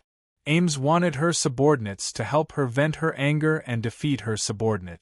This way, she would lose even more face. Moreover, he did not hide the fact that he had the home advantage. If Black Star were to back out and cancel the challenge, Ames would also lose face. In any case, it was a sure win for him. Carol revealed a confident smile. On the other side, Han Shao was not surprised by Carol's advantage at all. He sent a message to Rista, asking him to drive the Blacklight stealth over and drop the army boxes. Ames was still standing at the side, and she softly said, "Black Star, are you confident?" "A little," Han Shao casually replied. "Then, I believe in you." Ames's tone was as gentle as a warm breeze. Although she also felt that Han Zhao's challenge to Carol was very sudden, it was clear that Han Shao was helping her vent her anger. She was inexplicably happy. She had always had a lot of trust in Han Shao, and this time was no exception. She patted Han Zhao's shoulder, turned around, and walked out of the venue with Hela and Aurora. They stepped onto the tall building beside the battlefield and watched the battle from above. Around the battlefield, there were people climbing up the buildings to watch the battle. They were all members of the Bloodshed Land, and there were hundreds of them. They were all officers or elite warriors of the Bloodshed Land. Malekith and a few Vanguard officials were among them, forming different small groups and whispering to each other. The news of the battle between Carol and Black Star was not deliberately hidden. It spread like wildfire, and it soon reached the ears of many officers. They all came over to watch the battle curiously. Black Star is actually so daring to challenge our officers in our territory. A Vanguard official looked at the rice-sized figure in the field, and clicked his tongue in wonder. He challenged Carol because he's a traitor of Floating Dragon? That must be the case. A few days ago, Ames was forced to retreat by His Excellency Tyrant. She probably felt indignant, so she asked Black Star to fight for her. It would be embarrassing if he lost. Someone could not help but look at Ames, who was also watching the battle, and speculated. Maybe Ames will intervene at the critical moment and interrupt the battle. Carol's combat strength, tisk. Malekith shook his head slightly. The Vanguard official's impression of Carol was very complicated. On one hand, it was because he was a traitor. Although the tyrant was magnanimous, his identity as a traitor would obviously make others unwilling to get close to Carol. On the other hand, Carol belonged to the logistics department and had almost no chance to fight. Unlike the Vanguard officials, who were all famous members of the Bloodshed Land, Malekith and the others did not have a clear understanding of Carol's strength. They only knew that he was also grade A. However, with the battlefield advantage, he won't lose. In the palace, Heber was still chatting with Austin, exchanging feelings. This time, Austin's expression suddenly changed, and he said with a strange tone, "Tyrant, there seems to be a problem in your territory." Heber frowned, took out his communicator, pressed a few buttons, and received a report from his subordinate. "Black Star is challenging Carol?" Austin chanted a spell, and the space fluctuated. A huge mirror appeared, showing the scene of the battlefield in real time. "Looks like they're about to fight. Aren't you going to stop them?" Austin asked. Heber looked at the mirror, thought for a while, shook his head, and said, "Since Ames is not bullying the weak, there's no need for me to stop a normal battle. What if your people lose? My Bloodshed Land is not a sore loser." Heber's expression was normal as he pointed at the mirror and said, "Continue watching. Don't stop." At the same time, 3 guests were following a Bloodshed Land soldier around. The representative of the Amethyst civilization, Ralph, was walking side by side with a Clent high official, chatting happily. The diplomatic relationship between Purple Crystal and Clent had always been good. Behind them, the leader of a super financial group was following the two of them. His name was Rossos, and he had a wide range of businesses. He had investments in both star clusters and could be considered a friend of Ralph and the Clent high official. While the 3 of them were discussing business issues, a series of figures suddenly flew past the buildings above, attracting their attention. "Where are those people going?" Ralph asked curiously. The soldier shook his head and said, "I don't know. They seem to be heading to training ground number 30. Just as he finished speaking, another series of figures flashed across the sky, followed by a black spaceship that sped past quickly. The 3 of them were all very knowledgeable people, and they immediately recognized that the spaceship was the Radiant Federation's Lurker-grade spaceship. Among all the guests, there seemed to be only one person piloting the Blacklight Stealth. Floating Dragon Island's Black Star. The Clent high official was immediately interested. "Something seems to have happened. Let's go and take a look." Ralph shrugged, indicating that he did not mind. Rossos did not have any objections either. When there was 1.5 minutes left on the countdown, the Blacklight Stealth arrived above the training ground. The belly of the spaceship opened, and 6 army boxes were spat out. They were like 6 falling meteors, dragging long trails of flames behind them. Han Shao raised his hand toward the sky, and tree-shaped lightning bolts struck the 6 army boxes. The boxes opened in midair, and compressed orbs fell like rain, crashing onto the ground. Crack! The moment they landed, these compressed orbs expanded and turned into 6 Mech Legion. The Mechanical Beast Guards Army, Assault Artillery Regiment, G1 Steel Legion, G2 Heavy Armored Cavalry, and Mini-Cube Army occupied a portion of the training ground, surrounding and protecting Han Shao in a preset formation, making him feel like he was in a sea of machines. The 12 Oathkeepers of the elite army stood beside Han Shao. From head to toe, their outer armor moved like waves, like moving scales, carrying out an automatic inspection. All kinds of cannons landed behind them or floated in midair. Other than the conventional electromagnetic cannons and laser cannons, there were also the new plasma cannons and thermal cannon. There are a little too many troops. Carol was slightly surprised. However, he was still very confident. Black Star's Mech Legion only occupied a small portion of the training ground, but his own mechanical army was much larger, occupying almost half of the training ground. Their numbers were still increasing. There was a circle of mechanical transportation holes at the edge of the training ground, and standard mechanical soldiers crawled out one after another, surrounding Black Star's troop. The almost endless reinforcements were the source of Carol's confidence. To accumulate so many machines, Black Star must have spent a lot of time and money. Malice flashed across Carol's eyes. If we destroy all of his machines, Black Star's combat strength will drop by a few levels, and his accumulation will be destroyed. The formation was completed. As there would be a protective shield later, Han Shao did not use the Eye of God. He checked the machines, and there were only a dozen seconds left on the countdown.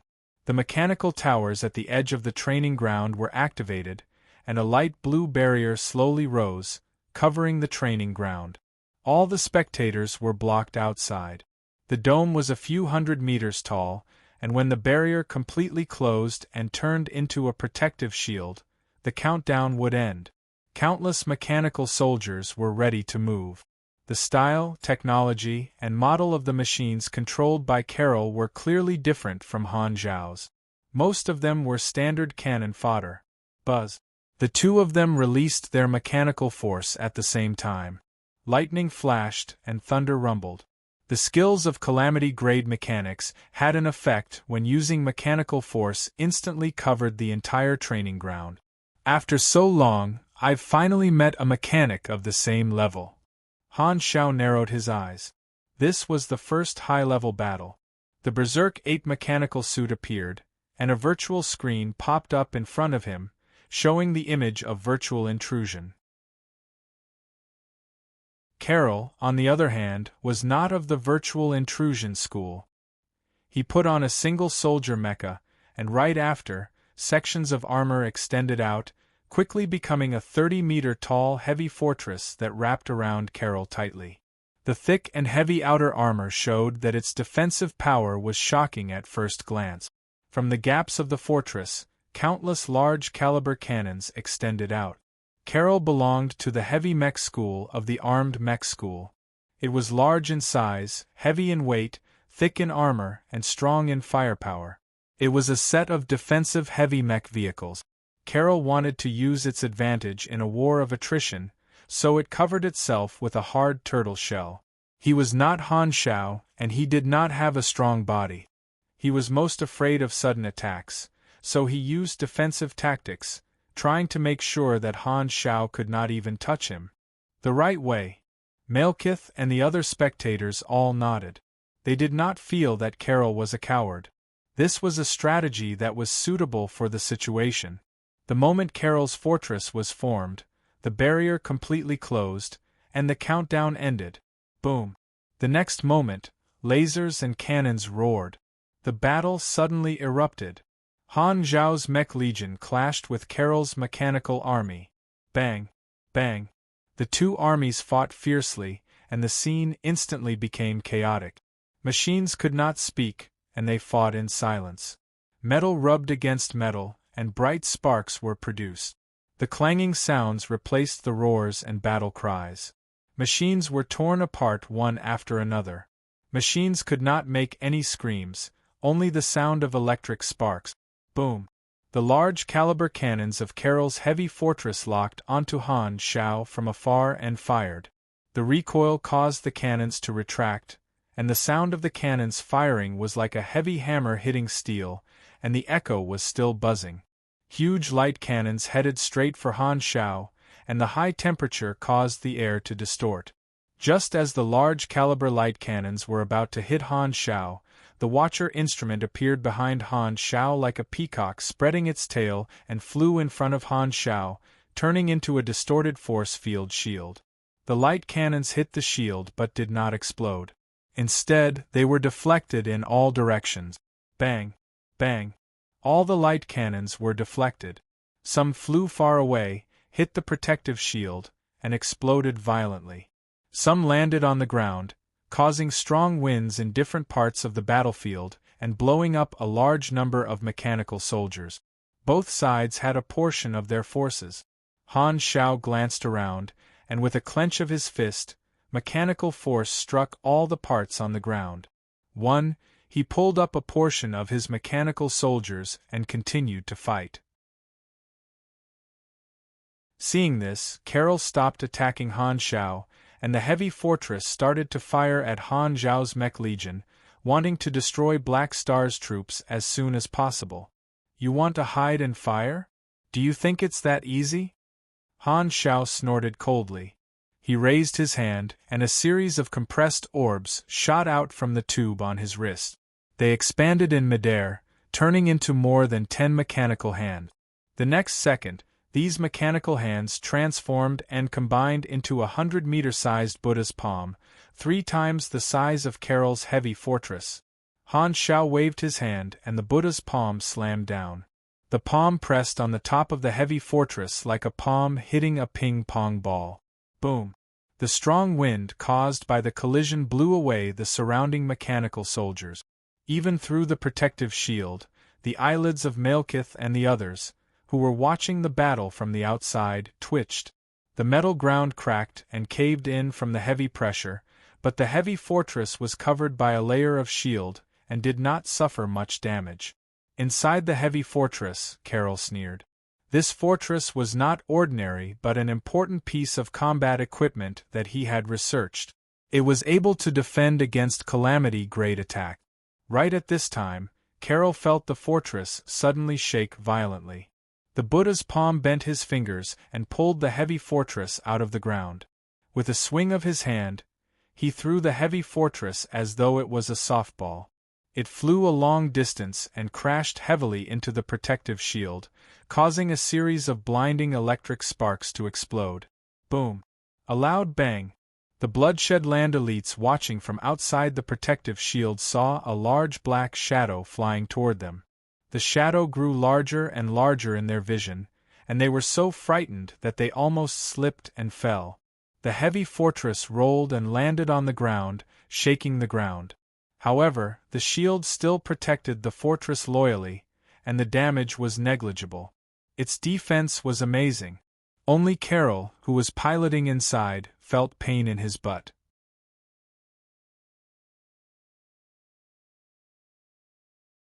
Chapter 601. The defense of this fortress is not bad. It's grade A equipment. Han Xiao raised his eyebrows, and a hint of excitement flashed across his eyes. Carol's information popped up on the interface. His level was higher than Han Zhao's, and some of his attributes and skills were filled with question marks. Han Xiao was not surprised by this. He was only level 142, and even a normal grade A equipment was higher than him. The defense of the heavy fortress was very high, but it was not to the point where it was indestructible. However, Han Xiao did not want to fight head-on.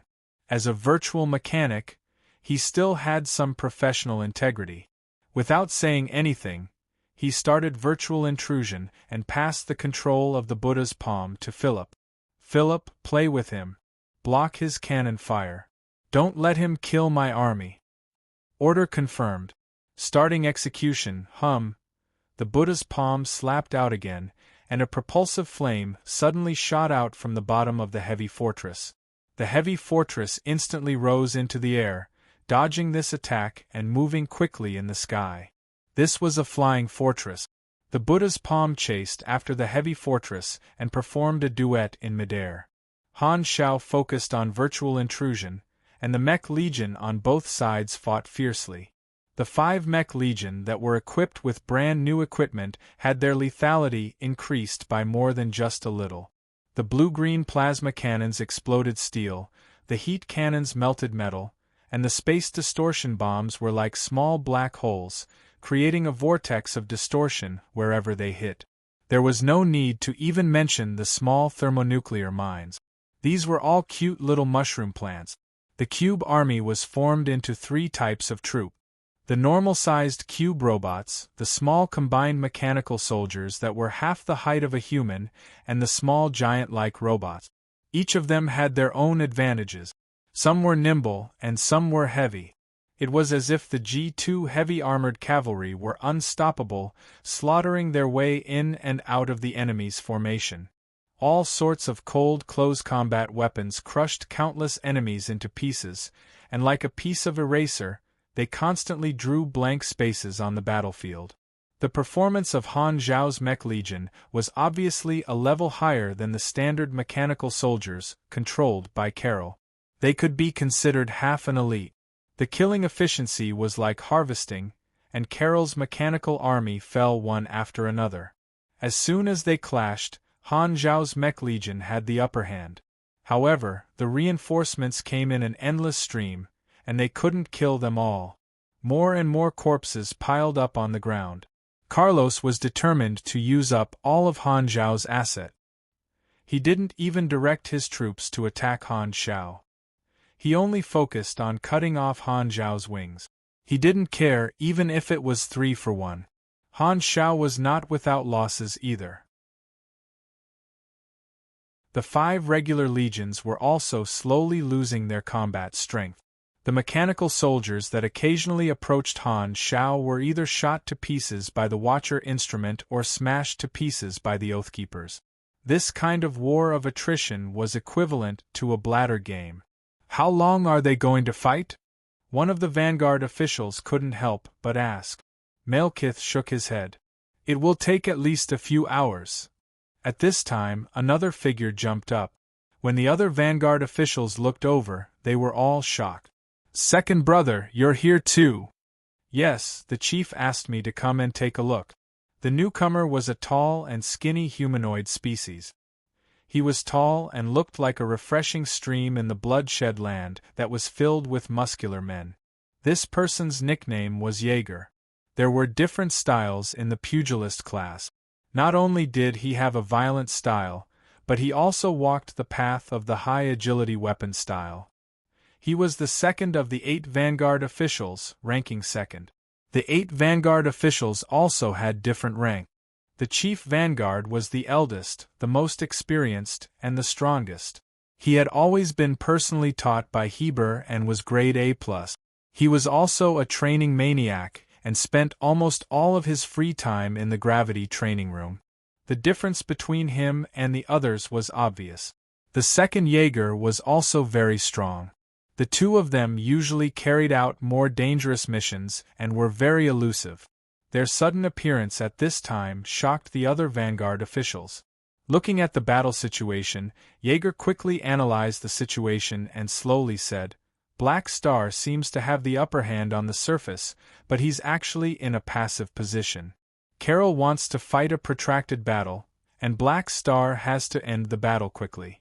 If he can't break through Carol's defense quickly, the situation will take a turn for the worse when his troops suffer too many losses. I think so too. Malekith nodded and paused. However, the current situation is very good. Carol has the location advantage, and his combat power is also very high. Black Star's chances are slim. Carol is not bad, right? Jaeger nodded lightly, acknowledging Carol's strength. On the other side, the 3 Klent officials also arrived and climbed up the building to watch the battle.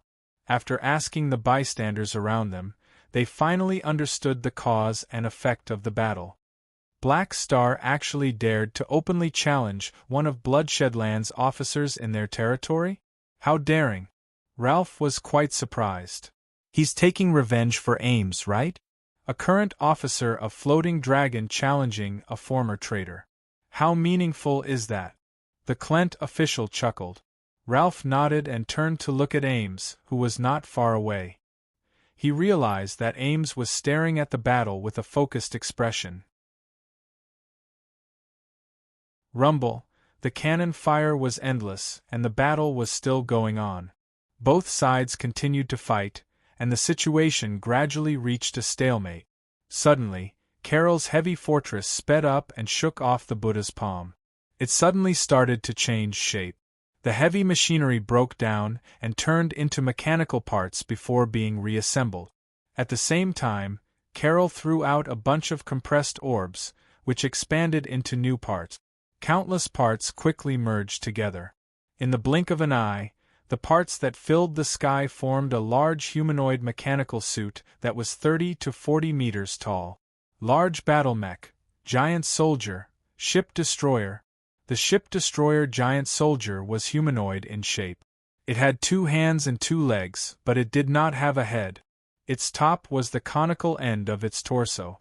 Its appearance was black and green, and its thick armor covered its joints and vital points. Its body was wide at the top and narrow at the bottom. Its legs were equipped with thrusters and track wheels, and its body was filled with all kinds of weapons. On its back was a pair of steel-like thrusters. To describe it more down to earth, this thing was like an inverted green trash can with arms, legs, and wings. Carol looked down at Han Shao coldly before sitting in the cockpit at the center of the torso. Bang! After the ship destroyer landed, it rolled agilely, and its huge body shook the ground. Then, it squatted on the ground and swung the heat fusion chainsword in one hand. The armor on the other hand opened up and turned into a thick and heavy alloy shield. The heavy mech faction relied on all kinds of large and giant machines to fight. This kind of large mechanical suit was usually called the giant soldier mech. Its 30 to 40 meters tall body was comparable to some small spaceship. With such a large body, more power structures or energy cores could be stuffed into it. Its performance was very strong, and it could fight in the universe directly. It was equivalent to a more flexible galactic vehicle. Virtual mechanics participated in the universe war through invasions, while heavy mech faction could create such a giant soldier to fight against battleship. The ship destroyer giant soldier held the alloy shield and charged forward. Its huge feet made the ground shake, and the shield smashed onto the Buddha's palm. The huge force knocked the Buddha's palm to the side, and the mechanical hand that was twice its size was knocked back. Then, it swung the heat fusion chainsword and swept across the battlefield. Whoo! The high-temperature incandescent light swept across the battlefield, creating a large blank space. Regardless of friend or foe, countless mechanical soldiers were shredded into parts by the heavy heat fusion chainsword. Han Shao narrowed his eyes. The Watcher instrument turned into a large-caliber floating cannon, and a blue light beam as thick as a water bucket shot out and hit the ship destroyer giant soldier's chest. A light yellow shield appeared and blocked this high-energy light beam. It exploded into light fragments, but the ship destroyer giant soldier's body was not harmed. He even brought out a Gundam. He's really going all out. Han Shao curled his lips. He was not surprised at all. He had been peeping every day for the past few days and had seen Carol maintaining this giant soldier mech. The class advancement of the mechanic class would also affect the result of the blueprint fusion.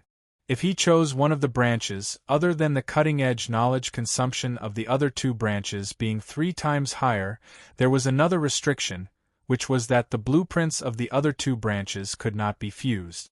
Han Shao chose virtual mechanic.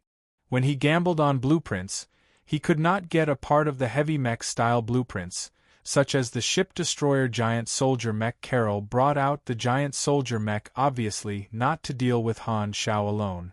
It was like using a cannon to kill a mosquito. His goal was to use the giant soldier mech to quickly wipe out Black Star's mech legion. Originally, he did not plan to use the ship destroyer as his trump card.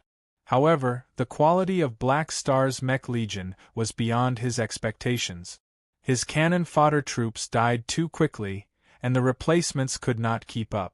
If he did not bring out the giant soldier, Carol was worried that he would lose control of the situation. Carol has changed from defense to offense. I can feel the energy waves of this giant soldier mech. It's very strong. Even if it's me, it will take a very long time to destroy it. Outside the shield, Malekith raised his voice and looked at Carol in a new light. Jaeger nodded. That's more like it. Far away in the palace, Heber looked at the live broadcast and nodded to express his approval. At this time, a sudden change occurred on the battlefield. All the mechanical soldiers on the battlefield suddenly stopped as if someone had pressed the freeze button. Carol's face was filled with shock. Just as he was about to control the ship destroyer to move, he realized that there was a static noise coming from the control panel. The artificial intelligence did not respond at all, and the nerve connection control directly failed. The ship destroyer stood in place and did not move at all. It was like the entire battlefield was filled with machines. The battlefield that was filled with gunfire suddenly became dead silent. The change was extremely sudden. The sudden change caused the expressions of all the spectators to freeze. Ding! The Berserk Ape's virtual intrusion interface rang. Han Xiao clenched his fists and chuckled. His voice spread out, and it was extremely clear on the battlefield where a pin drop could be heard. Everyone could hear it. All right, the foreplay is over. Han Xiao knew that Carol had the battlefield advantage, and he did not have the heart to fight a war of attrition. The reason he used the Mech Legion was to stall the enemy troops and give himself time to perform his virtual intrusion. Now, with the support of Rista and Philip, the virtual intrusion was complete. These standard machines were all controlled by the same artificial intelligence. After being hammered by Rista, they lost control directly. All the machines under Carol's control were paralyzed and could only recover after the system rebooted. Making use of this opportunity, Han Xiao walked toward the ship-destroyer Colossal Soldier. Dong dong dong. As he walked forward, rows of mechanical soldiers fell. All of them had their systems malfunctioning, and the scene was magnificent. It was as if the people were bowing down to welcome their emperor. 2 words, awesome! Han Zhao's path was unobstructed. This was the easiest time for him. Virtual mechanics were the best at internal conflict. As the old saying went, without guns and cannons, the enemy will build them for us. Carol looked at all his machines being destroyed by Han Xiao from the cockpit of the ship destroyer. His expression was extremely ugly, and he felt extremely humiliated. As a mechanic, when the machines in his hands were forcefully taken away by someone else, this feeling was indescribable. It was as if he had lost all his dignity. Quick, restart the system, Carol roared. Diagnosing malfunction and removing virus. Estimated time, unknown. The system alarm echoed in the cockpit, bringing with it an ear-piercing noise. *T, it's too late. Carol finally panicked when he saw Han Xiao approaching. However, he still held on to his last shred of hope. In order to speed things up, Black Star had only used the most violent method to paralyze the ship destroyer's operating system. He did not take control of it, so he could still hide in the ship destroyer. As long as Han Xiao could not destroy the ship destroyer's armor before the system rebooted, he would still have a chance to regain control of the situation. However, the next moment, Carol's heart sank to the bottom. Han Zhao's Mech Legion all aimed at the ship destroyer. Endless bullets covered the sky, and the ship destroyer's high-energy shield only lasted 2 seconds under the terrifying firepower before shattering. Boom! The armor on its chest and abdomen was focused on and exploded. The ship destroyer could not withstand the force and fell to the ground face up. The Buddha's palm disintegrated and turned into more than 10 mechanical hands. They turned into drills and drilled a hole in the ship destroyer's body. Carol's cockpit was exposed amidst the messy wires and energy pipe. Due to the system's paralysis, Carol could not even eject to escape. The ship destroyer had become his prison instead. Looking at Han Xiao, who jumped into the cockpit, Carol's face was filled with fear. He hurriedly said, "I admit." Before he could finish, Han Zhao's large hand pinched his mouth like a pair of iron pliers, forcing Carol's words back into his stomach. "Go. Berserk throw. Dong." Carol was thrown out of the ship destroyer and flew into the sky. He flew up hundreds of meters and slammed into the dome of the training ground's protective shield. He did not have a strong body. Although he was a Calamity-grade super, his body's resistance was far inferior to that of a pugilist. This collision caused him to feel dizzy, and he was inflicted with the dizzy status of the Berserk throw. However, before he fell, Carol's vision blurred, and Han Xiao flew below him in an instant. The distance of a few hundred meters was just a matter of acceleration for the Berserk Ape mechanical suit, leaving behind a trail of blue flames. Zap! The next second, blinding lightning burst out from Han Zhao's body and illuminated Carol's shocked expression. His arms were like a bow that was pulled to the limit. Then, his fists landed heavily on Carol's chest and pressed him against the dome of the protective shield. Boom! It was like a ball of lightning had exploded out of thin air. Power explosion. Genetic liberation. Germinal organization leader character summon card. Armor-piercing combo. Han Zhao did not hold back at all in this attack. With the triple enhancement, the power of this attack was raised to a terrifying level. Boom! An explosive sound wave swept out, and a circular shock wave burst out. The power of this punch passed through Carol's body and directly shattered the protective shield that covered the entire training ground. In the sky full of light, Carol shot up into the sky like a rocket, leaving rings of shockwaves behind. Crimson blood splattered in the air. All the bloodshed land spectators at the scene opened their mouths wide and looked up at Carol, who was flying into the sky. Malekith was stunned. In just 10 seconds, Han Zhao had broken the battle of attrition and ended the battle. Too fast.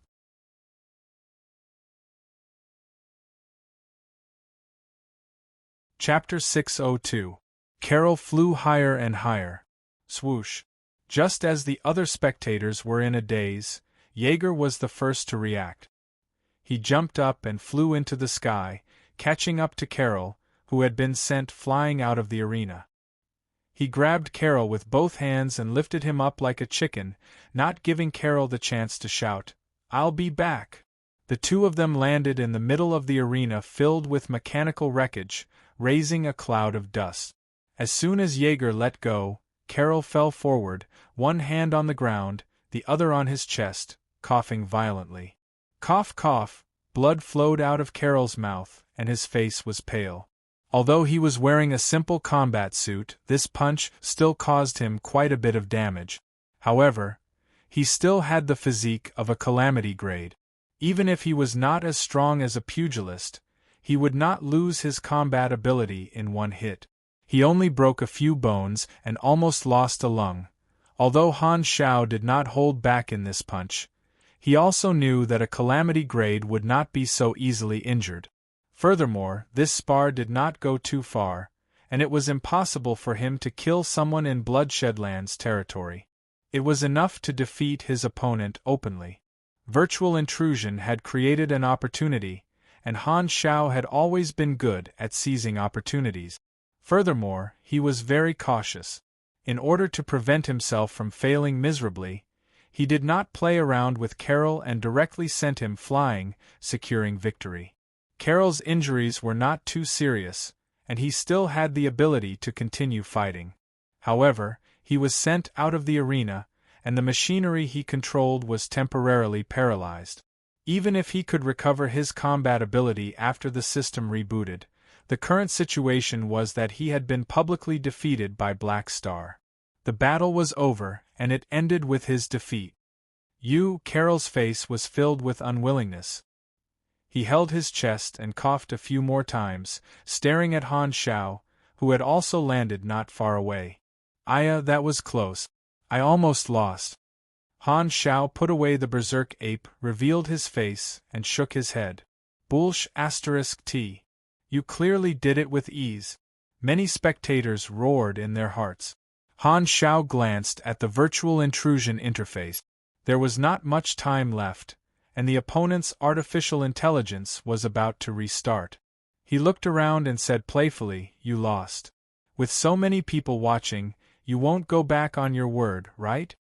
Carol sensed that the gazes of the spectators had all landed on him, and he couldn't help but gnash his teeth. His mentality collapsed. He had a huge advantage in terms of location, but he was easily defeated by Black Star.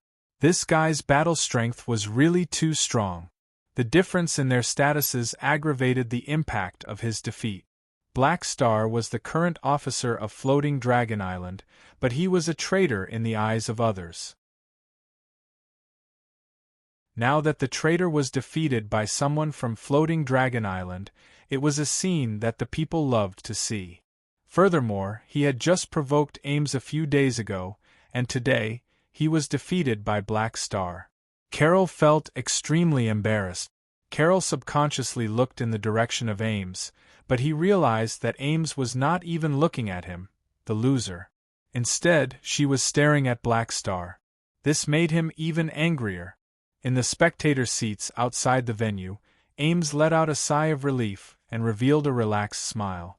Just as Black Star sent Carol flying with a thunderous blow, she felt all the anger that she had been suffering for the past few days disappear. With Han Zhao's fist, she vented all of it, and her mood instantly became bright and sunny. For a moment, Ames only felt that Han Zhao was extremely pleasing to the eye, and she stared at him with all her might. As for Carol, who she had always missed, Ames did not even want to look at him again. The position of this traitor in her eyes had become insignificant, and she had already put this traitor down in her heart. "I've found someone better than me," Ames mumbled. "The Dragon Emperor has really found an amazing person." Not far away, Ralph sighed. He had only gotten to know Black Star a few days ago, and at this moment, Han Zhao's position in his heart had risen slightly. If there was a chance in the future, perhaps he could outsource some sensitive missions to Black Star. Ralph pondered, and the thought of hiring him appeared in his mind. The Amethyst civilization controlled Colton, and the Black Star Corps was stationed in Colton as well. There was a natural basis for cooperation. Rasatsi rubbed the antennae under his chin. His expression did not change, but he thought to himself, "I heard that the Norios Financial Group invested in the Black Star Corps. It does have potential. Seems like it's worth investing in." After socializing a few days ago, he had also gotten to know Black Star. As there were many hidden experts in the party, he did not express any special thoughts about Han Zhao. Only now did he have the intention to invest. The Clent senior official narrowed his eyes, and a strange expression flashed across his face.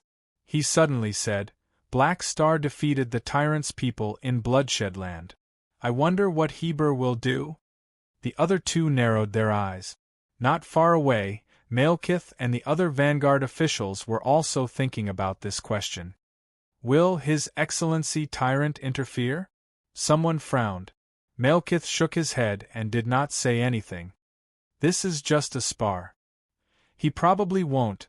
Carol's defeat was already a foregone conclusion. The Vanguard officials were used to battles and were not too surprised or shocked by the result. They were only surprised by the combat strength Black Star had displayed. Many of the Vanguard officials were excited and wanted to have a real fight with Han Zhao. What they were most concerned about now was Heber's attitude. At the same time, in the palace, "Your people lost." Austin's tone was mocking. "I have eyes."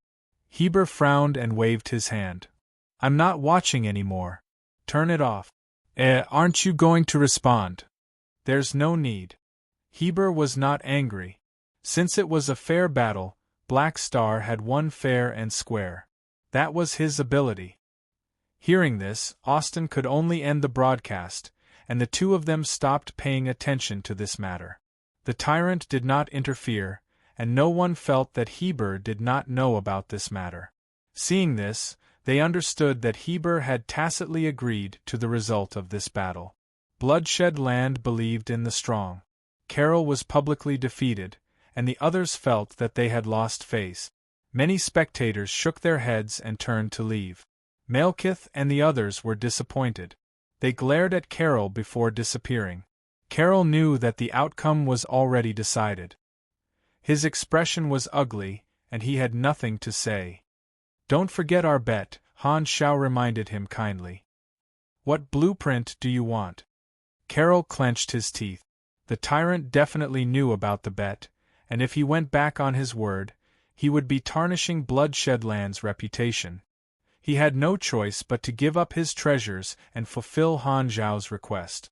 "Let me think. That mechanical fortress of yours and that giant soldier mechanical suit, I want both of them." Han Xiao chuckled. Okay. Carol's face twitched and his heart was bleeding. Following which, Han Xiao stated his requirements for the other 3 blueprints. He had peeked into Carol's weapon warehouse and had quite a few things that he wanted. However, Carol had not used all of them in the battle, so Han Xiao could not specify them directly. As a virtual mechanic, although he could not fuse some of the exclusive machinery for his class advancement, the knowledge of the mechanic class was the same. If he obtained the blueprint, he could learn it directly. After all, when gambling on blueprints, there were dozens of blueprints that could be fused with one type of knowledge. His class advancement only prevented him from fusing some of the blueprint. However, if he had the blueprint first, as long as his knowledge met the requirements of the blueprint, he would be able to create the machinery for the blueprint. I'll give you the blueprint tomorrow. You don't have to worry about me going back on my word. I still have this bit of credibility.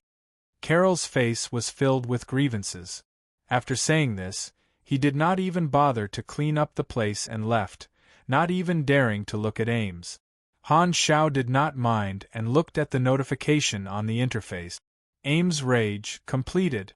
You have received 1,500 EXP and plus 15J Renown.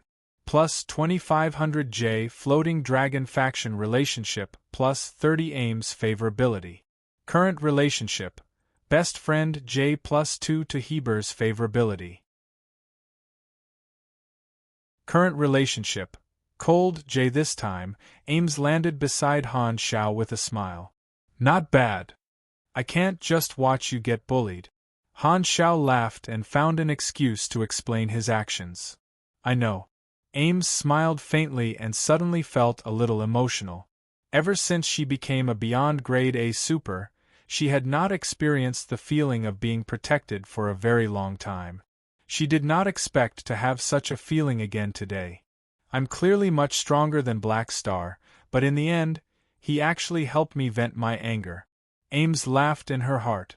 Aurora raised her head and looked at Han Xiao, then at Ames. She tugged on Hella's clothes and said softly, Sister, what? Hella did not look at her and said with an indifferent tone, And nothing. Aurora shrunk her neck. After storing his machinery into the blacklight stealth, Han Xiao and the others returned to their room.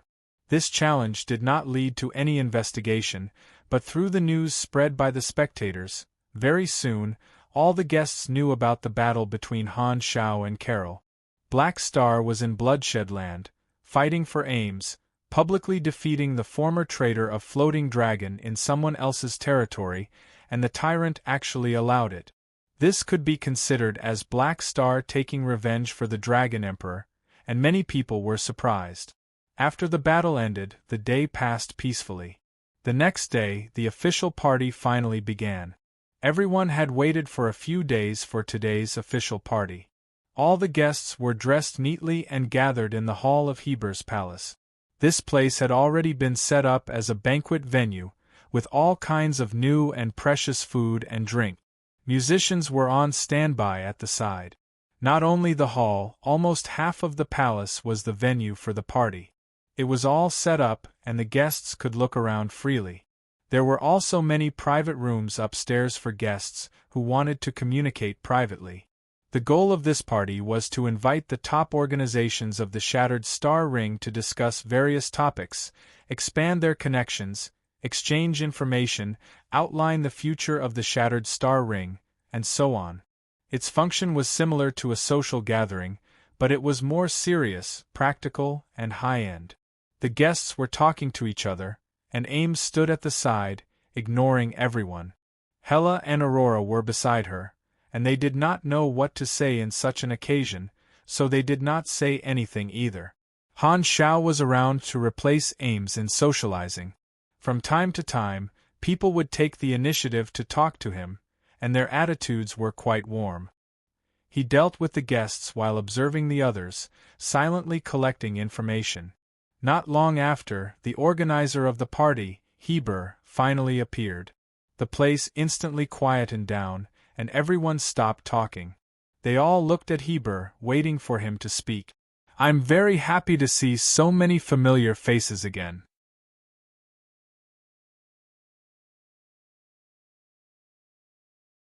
Chapter 603.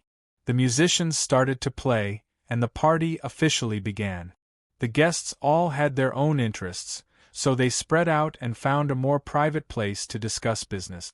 Heber brought a few guests up the stairs. Not far away, the Klent high official also brought a few people up the stairs from the other side. Seeing this, Han Shao could not help but narrow his eyes, deep in thought. The tyrant and the Klents are allies, and he has secretly sided with the Red Empire. Maybe the Klents have also become friends with the Red Empire, and it happened even earlier than the tyrant. After all, if the Red Empire wants to rope in the organizations in the Shattered Star Ring, their first choice should be the Star Cluster civilizations. The Klents were roped in first, and then they recommended their ally, the Bloodshed Land. The tyrant recommended the envoy to the Dragon Emperor and the Magus. It's very likely that the Klents asked him to communicate with the Beyond Grade as Han Zhao's thoughts turned quickly. This meant that among the 7 star cluster civilizations in the Shattered Star Ring, the Klent Kingdom had most likely sided with the Red Empire. Connecting it to the storyline in his previous life, the main storyline of version 3.0 Crimson Tide, was that the expansion of the Red Empire had shaken all the star fields, and the Shattered Star Ring was no exception. However, a lot of the chaos was not directly caused by the Red Empire but by the organizations of the various star field. At that time, the players did not know the inside story, but now Han Shao had connected the two. Maybe the organizations causing trouble in the Crimson Tide were all instructed by the Red Empire to cause chaos in the galaxy. Heber did not introduce Zoel to all the guests. It was probably because the Red Empire did not want to be too conspicuous and would only talk to the representatives of some of the stronger organizations in private, just like the Beyond Grade A meeting yesterday. The storm has already begun to brew. Han Shao shook his head silently. According to his calculations, the impact of the Red Empire's actions would not appear in version 2.0 for the time being. The biggest possibility was that it would happen gradually in the 10 years after the version 2.0 update and evolve into version 3.0 Crimson Tide. Currently, it was still the early stages of version 2.0. Other than the Blue Star players, the players from the other novice planets were still playing in the mud. There were still a few years until the version update. During this time, the possibility of something big happening was very low. The Blue Star players' original main storyline was the battle between Dark Star and Ghidorah. Now that Dark Star had collapsed, the Black Star Core had become the players' new main storyline. The storyline had become a semi-free exploration mode. Therefore, the players would not encounter any major events in version 2.0.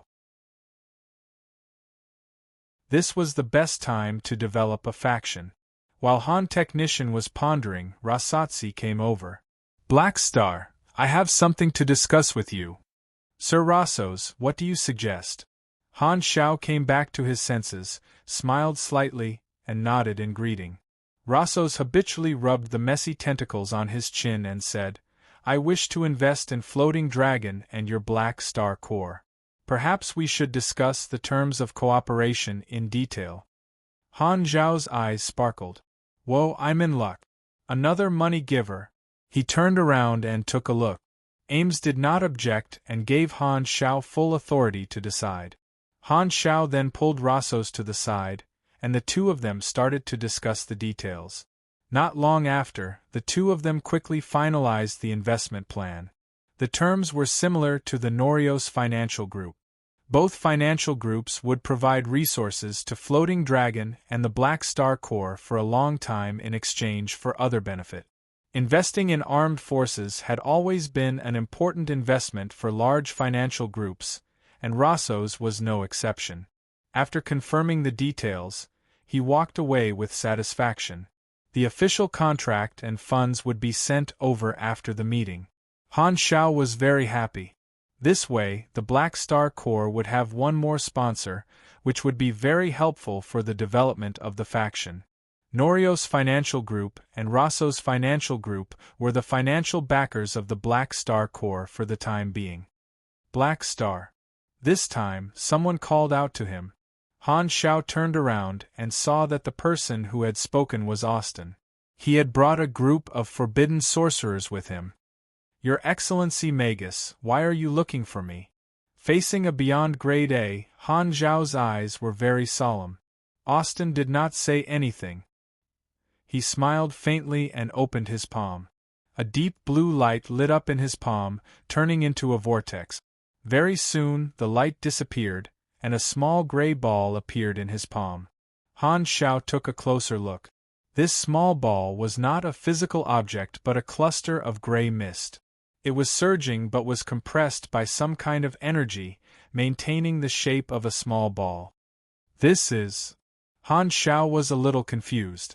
He could not figure out Austin's intentions. Austin played with the gray mist ball and slowly said, "Once, my spiritual body was roaming in a certain phantom-level secondary plane and encountered a powerful and strange Void Lord. It almost corroded my spiritual body, but I defeated it in the end. This is the core essence left behind by that Void Lord. I want to give it to you." Han Xiao was stunned. The core essence of a Void Lord was an extremely rare item. Almost only mages could collect this material. Traveling to secondary planes was an ability that only high-level mages had, and they could often obtain all kinds of strange items.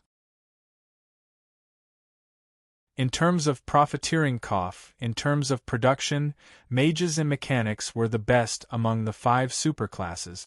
In terms of collecting materials, mages might even be better than mechanics. Mechanics were in a state of bankruptcy all year round, while mages were the opposite. A class that could burn mana to make money at 0 cost, enchantment, was practically the public enemy. They were not called mages for nothing. Han Xiao knew very well that one who was unaccountably solicitous was hiding evil intentions. What did Austin mean by suddenly giving him a gift? He could not be trying to steal him like Heber, right? Heber took the direct route. Could it be that Austin took the indirect route? Why are you giving it to me? Because I feel that you might need it more than me. Austin winked. Hearing this, Han Xiao suddenly had an idea. Right, when I used Observer's Mark on Zoel yesterday, I was discovered by Austin. Could that be the reason? You're not a mage, but you can use void energy. Looks like you've been corroded by void genes before. Most species that are corroded by void genes end up becoming monsters, but you manage to control it and turn it into your own ability.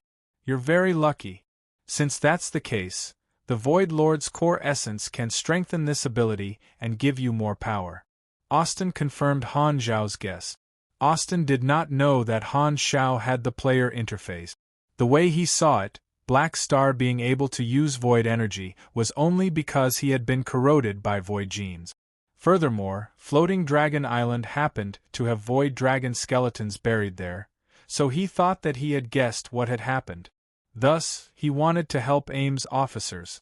In any case, it was a piece of cake for him. Han Xiao could only cough and agree with Austin's words. He started to ponder in silence.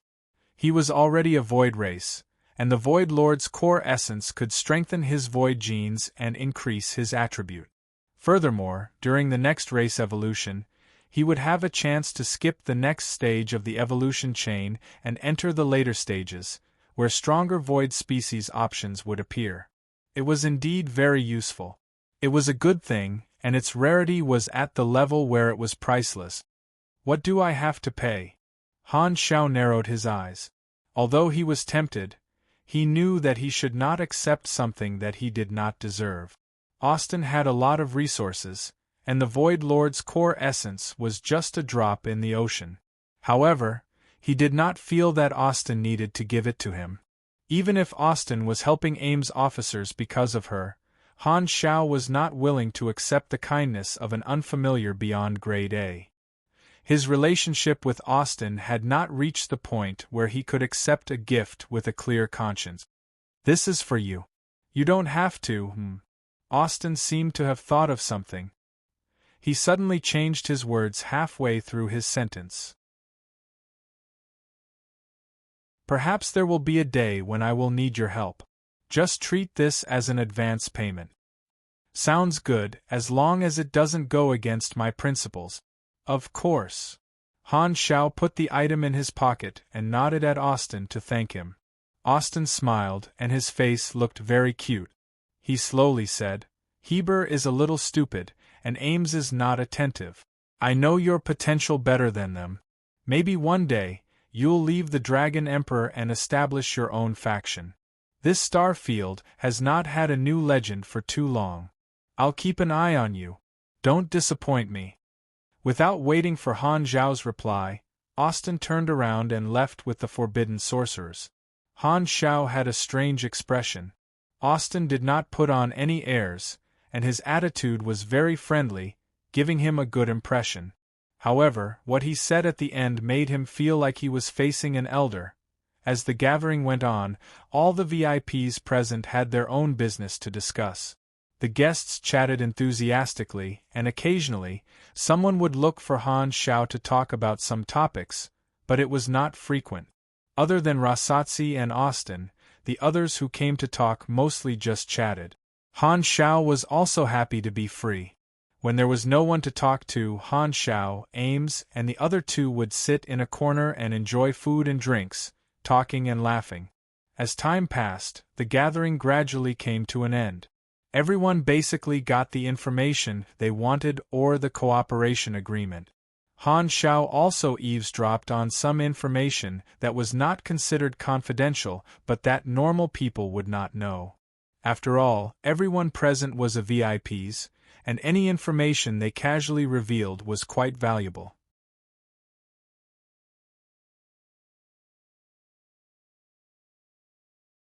Chapter 604. We will consider your request. Then, a star cluster civilization representative opposite Zoel stood up, bowed respectfully, and left the bright guest room. Zoel was the only one left in the room. Zoel shook his head slightly and took a sip from the wine glass on the table. The spicy amber wine flowed down his throat like a line of fire. He received more than 10 people representing the top organizations in the Shattered Star Ring, and every one of them was extremely respectful because of his identity. However, when it came to specific matters, everyone was vague. However, siding with the Red Empire was a very important decision that required a long time to consider. Zoel understood this point. The Shattered Star Ring was the territory of the Radiant Federation, but the star cluster civilizations were not the subordinates of the Radiant Federation. There was no loyalty to speak of. Every civilization was independent and only acknowledged the jurisdiction of the Radiant Federation. Every civilization had their own ambitions and wanted to expand, and the new star field was an opportunity. Currently, of the 7 star cluster civilizations in the Shattered Star Ring, only Klent is firmly siding with us. According to the current trend, we should be able to rope in some star cluster civilizations. Together with the Bloodshed Land, we should have enough chess pieces. The expansion ambitions of the Red Empire did not stop there. Zoel was only in charge of the Shattered Star Ring, and the other star fields also had their own special envoys. The new area outside the Shattered Star Ring was only one of the things that the Red Empire was looking for. It would take at least a few years to complete the initial layout. The gathering came to an end. Everyone had settled their business and gathered in the hall. Heber appeared again and gave a concluding speech, announcing the end of the gathering. The atmosphere of this gathering seemed relaxed, but it was actually filled with undercurrent. Who knew how many important matters that could affect countless people had been decided in private, and these were all decided by the big shots with just a few words. From the checks and balances between the various relationships, one could often peek into the workings of the galactic world and the nature of power. The right to speak was closely related to the amount of resources one could control. Han Xiao had also gained a lot. Not only did he know the inside story of the Red Empire's operation, but he was also mentally prepared for the next version update. He had also expanded his network and officially entered the circle of top organizations. Although he was mainly relying on his identity as a member of Floating Dragon Island and was still considered an outsider, this was a good start. If he had only relied on his current strength and organization, he would not have had the chance to participate in this gathering at all. Obtaining the qualifications to enter the circle was more important, and his position would slowly rise. If one were to quantify his connections, Han Zhao's connections had increased by dozens of times. In the past, most of the people he came into contact with were from star system civilizations and mercenaries. Now, he had the contact information of the top organizations in the Shattered Star Ring. If he encountered any problems in the future, he would be able to obtain more comprehensive and powerful help. The nickname Black Star Network was even more well-deserved.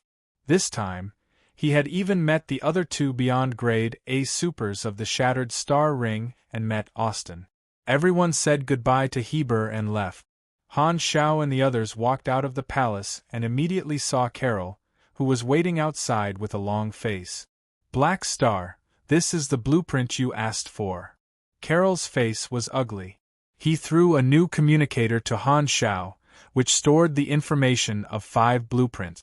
After roughly looking at it and confirming that there was no problem with the blueprints, Han Xiao nodded and walked past him, not wanting to have any other interaction with Carol. Ames looked straight ahead and walked past Carol. Carol was left alone in an awkward position, feeling completely ignored. This time, a shadow blocked his vision. Carol raised his head and saw Heber standing beside him, looking down at him. "Your Excellency, Tyrant." Carol's face paled, and he stuttered, "Sorry, I lost this time." "Will you lose next time?" Heber said coldly. It was a simple sentence, and his tone did not have any intention of blaming Carol. As if he had been motivated, Carol replied loudly, "Definitely not. That's my subordinate." Heber nodded slowly, turned around and walked away, leaving behind a stalwart figure. Han Xiao and the others did not plan to stay on planet Heber. They went straight to the dock, boarded the Blacklight Stealth, and left Bloodshed Land. Ames guided the two sisters in their training. Han Xiao let Rista control the spaceship while he went to the training room to check the 5 blueprints that Carol had lost to him. Among them, there was the heavy fortress used during sparring. Its official name was Flying Fortress. Its defense was amazing, and it could also be used as a flying vehicle. There was also the ship-destroyer giant soldier armor, which could replace spaceships as space weapons. Its mobility, armor value, destructive power, close range, and long-range capabilities were all very impressive. It was Han Zhao's first giant soldier armor blueprint. A heavy mechanic built heavy machinery, and the basic attributes of the machinery were usually stronger. These 2 things could be used as Grade A combat equipment. The other 3 were also important blueprints for Carol. The first was a medium-sized armor that was 6 to 7 meters tall. It could be piloted by many people, had excellent performance, and was good at frontal attacks. It was suitable to be sold to guilds. The second was an anti-gravity electromagnetic levitation motorcycle. It had an ecological shield to resist cosmic radiation and could travel in space. Han Xiao had the Berserk Ape mechanical suit, so he did not need it. However, the specialty of this galactic motorcycle was that it looked cool and cool. It could be an advanced product of the nuclear magnetic flying backpack. Of course, Han Xiao still needed to modify the blueprint and add a self-destruct function. The third was a large-caliber shipborne cannon. It was a blueprint for spaceship. Most of the shipborne weapons were heavy firearms, so their power was naturally much higher than portable weapons. The prerequisite knowledge for the 5 blueprints was mainly from the armed class. The highest knowledge was only high-end knowledge. After looking at the spoils of war, Han Xiao took out the essence core of the Void Lord and looked at it carefully. This small ball condensed by gray fog had a special feeling when he held it in his hand. It was ethereal, as if it did not exist. It was as if he could crush it, but once he used force, he would feel a repulsive force that was full of elasticity. The core of the Void Lord can strengthen the Void genes, just like the Void Dragon marrow in the past, but the effect is stronger. Han Zhao's eyes flashed. In the hierarchy of the Void species, the Void Lord belonged to the top level. Most of them existed in the secondary planes in the eyes of mages, or hid in the Void vision. They rarely interfered with reality. The Void Lord could be considered a type of higher dimensional lifeform. Similar existences were magic entities. They condensed void energy to form a shell and projected reality. They were ever-changing. Even in the sea of stars where all kinds of races bloomed, they were still very rare and strange life forms. This was not the first time he had used such an item. Swallowing the core of the Void Lord was quite beneficial to him. Normally, there would be risks when using species genetic items, but the compatibility between species was very high, so the chances of side effects were very small. He opened his mouth and swallowed the gray fog ball. An extremely cold feeling exploded from his mouth and spread throughout his body in an instant. It was as if even his soul was being frozen. You have used the core of the Void Lord. Fusion progress: 38%, 61%, 100% fusion complete. Fusion, perfect attributes increased permanently. Plus 8 STR, plus 12 DX, plus 10 YND, plus 10 INT, plus 15 MYS, plus 8 CH. Your talent, intermediate strengthened life, has been slightly strengthened. The cold quickly disappeared, and Han Zhao exhaled. After seeing the notification on the interface, his eyes could not help but light up. The attribute bonus was very impressive, and his total attributes increased by 63 points. What was even more surprising was that there was a clear notification for intermediate strengthened life. This talent had accompanied him for a very long time and provided him with a large amount of health. When the talent was upgraded the last time, Han Zhao guessed that he would need to use more genetic items without side effects to continue strengthening this talent. The Void Lord's core proved his guess. Although the effect of intermediate strengthened life did not change and had not been upgraded, since there was a notification, it meant that his train of thought was correct. Han Zhao decided to make collecting rare materials of void species as a new mission. Han Zhao first sent Ames and the others back to Floating Dragon Island, and the return journey was very peaceful. After returning to Floating Dragon Island, the Blacklight stealth stopped at the dock. Ames and the others walked down the gangway and turned to look at Han Zhao, who was beside the hatch. Han Zhao turned to look at Hela and the others, smiled, and said, "You two follow the Dragon Emperor and train well. I'm still waiting for you to help me." Aurora raised her hand and said with a serious face, "I'll definitely work hard." Hela opened her mouth but did not know what to say. She suddenly realized that the two of them were going to be separated again. They would be training on the unfamiliar Floating Dragon Island and starting a new life. It might be a very long time before she saw Han Zhao again. Hela could not help but think of the time when she stayed in Blue Star and looked up at the stars. Her emotions could not help but become complicated. Hela knew that she did not know Han Zhao well. The chances of the two of them spending time together were actually very limited, and they spent more time apart than together. When the words reached her mouth, she hesitated and said softly, "Be careful." "Got it, I'm leaving." Han Zhao waved his hand and the hatch closed, covering his figure. The next moment, the spaceship took off and disappeared into the distance. Ames turned to the two sisters, stopped smiling, and said calmly, "Next, you two will start your official training. I'll be very strict." "I couldn't ask for more." Hela took a deep breath and said with a serious expression. After leaving Floating Dragon Island, the Blacklight stealth entered hyperdrive mode and flew toward planet Sunil. Going to the Sol cluster to participate in the Tyrant's party had taken a lot of time. During this time, the Black Star Corps had been maintaining business, and the players had not encountered any major problems. Everything was normal. Not long ago, Herluz had sent news that after a few months of work by 200,000 players, the Sunils had finally made a breakthrough and eliminated a large number of prophecy stone mines. The strength of the psychic current had decreased significantly. According to this trend, they would be able to completely eliminate the threat of the catastrophe very soon and save the Sunils from this disaster. However, as they gradually dug deeper into the mines, they discovered some strange phenomena, and Herluz requested Han Shao to personally assist them. The inside story that he had learned from the Tyrant's party gave Han Shao quite a sense of urgency. He wanted to speed up the development of the Black Star Corps, so he decided to personally make a trip to planet Sunil to completely solve the Sunil's predicament. At the same time, he would also conduct an on-site inspection and prepare to build the third subbase.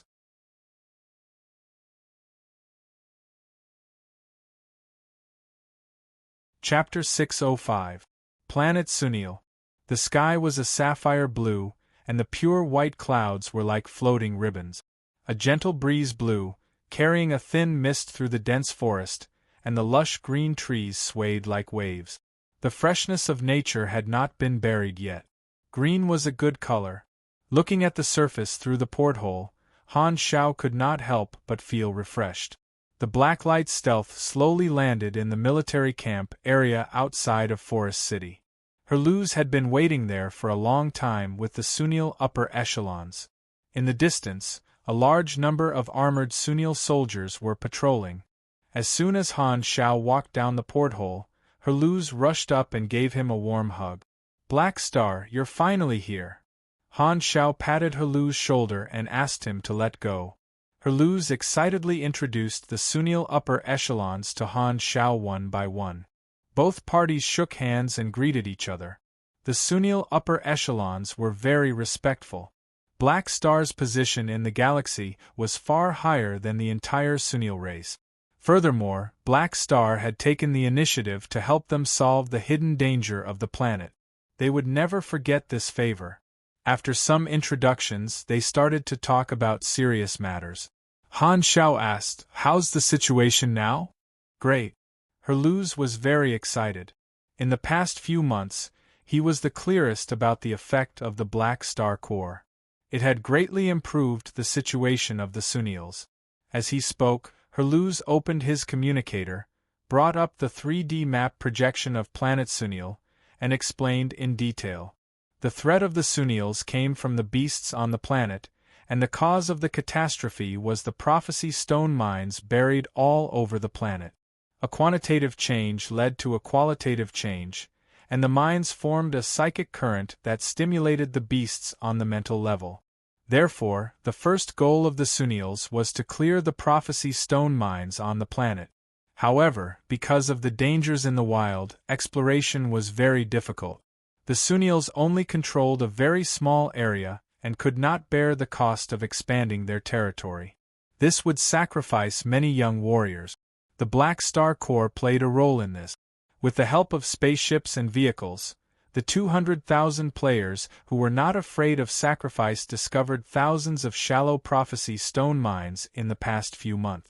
The closer one was to the ore vein, the more obvious the psychic undercurrent would be. There were almost no wild beasts nearby, so the players could easily mine the ore vein and destroy all of the prophecy stones. According to the calculations of the Sunil Research Department, the strength of the psychic current on the planet had decreased significantly, and the interval between the catastrophes was very likely to be extended to more than 10 years. This meant that Sunil's situation was no longer urgent, and they had more time to recuperate. This result was announced to the entire race. The entire race erupted with unprecedented vitality, seeing hope. The situation of the race had obviously improved, and all the Sunil warriors were very excited. Among them, Herluz was the most excited. The race was his hometown, and the Black Star Corps was Sunil's benefactor. He was the one who connected the two parties. On one hand, he was excited about his decision back then, and on the other hand, he was grateful for Black Star's help. Of course, this result was far from enough. Since they wanted to solve the problem, the Sunils naturally wanted to be more thorough. After hearing this, Han Shao asked, "What difficulties did you encounter in clearing the mineral veins?" As soon as this question was asked, everyone's expression darkened. Herluz said with a deep voice, "We made all sorts of guesses at the start, but we did not expect the resistance to be so severe." Han Shao was immediately curious. Judging from his tone, it seemed like even 200,000 players could not solve this problem. "By the way, where did the mercenaries go? Why don't I see them?" Han Shao looked around and did not see a single mercenary. Most of them are still exploring and fighting outside. In the wild, we built many camps to allow the mercenaries to get supplies outside and not have to return to Forest City. Now, only a small portion of the mercenaries are resting in Forest City, Herluz explained. "So that's the case. This is normal." Han Shao nodded. It seemed like he had to find a reason to call the players back so that it would be easier for him to harvest EXP. Putting this thought aside for now, Han Shao stroked his chin and asked, "Then, what difficulties did you encounter?" "It's like this. Shallow mineral veins are easy to clear, but there's also a huge amount of mineral veins underground. The amount might be a few times more than shallow mineral veins, and it's more difficult to mine them. We need bigger tools and more manpower, but this is not the main problem." Herluz sighed and projected an image. On it were a few types of beasts with strange shapes, but they had some characteristics of insects. "This is..." Han Shao frowned. As we dug deeper, we came to a completely different rock layer. We found traces of some strange monsters. Preliminary confirmation is that they are ancient underground beasts that have never come to the surface before. There's a huge population living underground on planet Sunil. Just the few nests that we found so far already have more than 100 million monsters. In the underground world that we have yet to explore, we don't know how many more there are. Herluz's tone was heavy. Maybe they are the real owners of this planet. Han Shao understood. The original mother planet of the Sunils had been destroyed, and they had migrated to this planet Sunil. It was not an exaggeration to say that they were guests who had taken over the nest. Due to the limited resources of their race, the Sunils did not explore deep underground. It was only today that they discovered that there was still a huge population living underground. These monsters were the natives of this planet. If not for the Black Star Corps, the Sunils would not have discovered that the planet they lived on still had a huge hidden danger. For some reason, these monsters built nests around the underground prophecy stone mines to indirectly protect the mines. They are very xenophobic, and their bodies are hard and agile. They also secrete corrosive mucus on the surface of their bodies. Their bodies are about the size of wild wolves. Dozens of underground exploration teams have already been wiped out. The underground is the home of the monsters. We can't use our full strength, so it's very difficult for us to fight. Protect the prophecy stone mines? Han Shao pondered. Most of the underground creatures were close to minerals with radiation and even ate them. However, the prophecy stone mines did not have radiation. Instead, they stimulated wild beasts to go crazy.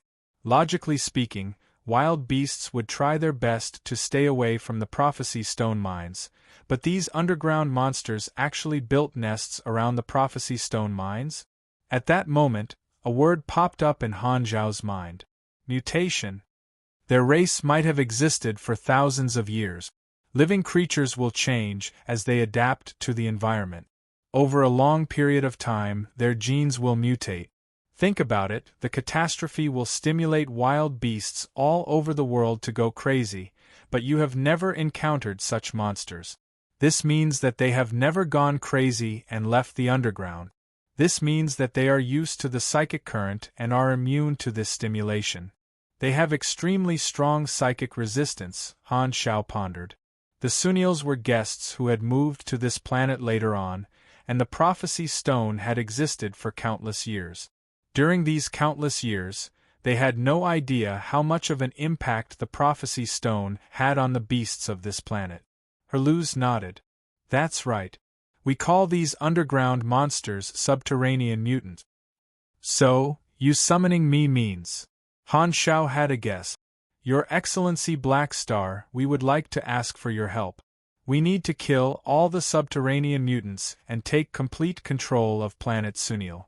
Only by killing these monsters will we be able to solve our current predicament. Furthermore, there are countless resources hidden underground. Only by eliminating the subterranean mutants will we be able to mine in peace. In order to completely eradicate the catastrophe, the only way was to destroy the underground mines. Then, the subterranean mutants all over the planet would be the biggest obstacle. Furthermore, they would have to mine the underground resources in the future, so the subterranean mutants would undoubtedly be a hindrance to their development. In terms of population, the subterranean mutants were probably hundreds or thousands of times more than the Sunils. The Sunils did not want to coexist with such a large number of species. As expected, thinking about the natural beauty that he had seen when he landed, Han Xiao could not help but sigh. He looked at Herluz and asked, "What do you think?" "That's what I think too." Herluz had a firm expression. "All right. I hope you understand that the nature of this matter has changed," Han Xiao said slowly. "This is a war employment. I will gather more spaceships and mercenaries." "Great!" Everyone was overjoyed. "To ensure the transportation of people and resources, I need to immediately build a subbase on planet Sunil. Do you have any objections?" "No." Everyone shook their heads. After establishing a consensus, Han Xiao walked to the side and called Philip. "Help me contact the Norios Financial Group and the Rassos Financial Group. I will be building a third subbase on planet Sunil in the Garten star system. Help me list out the resources and send it to these two financial groups. Use their channels. Summon all 200,000 mercenaries on planet Sunil and have them gather in Forest City. I need them to build the base. Also, send out an army recruitment. The recruitment destination is planet Sunil. The target is all Black Star mercenaries." After receiving a series of orders, Philip responded. "Order confirmed." Han Xiao did not stop there. Through the faction interface, he directly issued a new mission to all the players. Army expansion, third base. At the same time, in a camp in the wilderness of planet Sunil, the Sunil soldiers patrolled the perimeter. In the camp, many players had set up stalls, and some players were recruiting players to form teams. Many players were stationed in every camp. Near the camps were mission points and exploration points. The players stayed in the camps to replenish their supplies, forming an ecosystem unique to the players. Maple Moon sat in a corner with a repair symbol above her head. She had set up a stall to repair equipment, and her business was endless. Back then, she had chosen to follow the crowd and come to planet Sunil.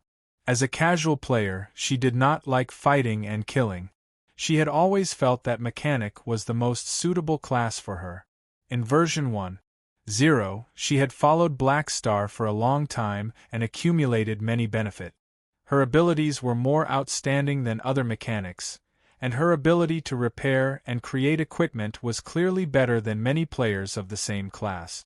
She was one of the best, although she did not receive special treatment from Black Star in version 2.0. With her leading advantage, Maple Moon's business had always been very good. Other players were more willing to repair and buy equipment from her, allowing her to earn a lot of money. She had more resources to improve her own strength, forming a virtuous cycle. However, Maple Moon rarely fought. Compared to PK, she enjoyed storylines more. The Sunil's employment was very much to her liking. Saving this race in danger and receiving the gratitude of the Sunils made her very happy. There were many players like Maple Moon who were interested in storylines, and to these players, benefits were secondary. They wanted a good story more than anything else. The management strategy that Han Shao had set for the Black Star Army was to let the players experience different storylines through employment. The Sunil players were an example, and their stories would become the deeds of the army. At this time, Maple Moon realized that the players on the street had all stopped at the same time and opened their interfaces. Seeing this, she knew that something big had happened and hurriedly checked her interface. The mission to build Base 3 that Han Shao had released immediately jumped into her eyes. Black Star has come to Sunil too? Strange, the mission of the Sunil rescue operation hasn't been completed yet, but he can already build Base 3? Who cares? It's a good thing that we can build a new base. The players discussed and left in groups, heading toward Forest City. The camp suddenly became empty. Most of the players had already put themselves in the shoes of the Black Star Corps. The expansion of the faction was due to the players, and they felt that their performance in Sunil had allowed the faction to grow. They immediately felt proud. Every time the faction expanded, the players would feel a sense of fulfillment. Han Zhao's method of creating a sense of belonging was very effective.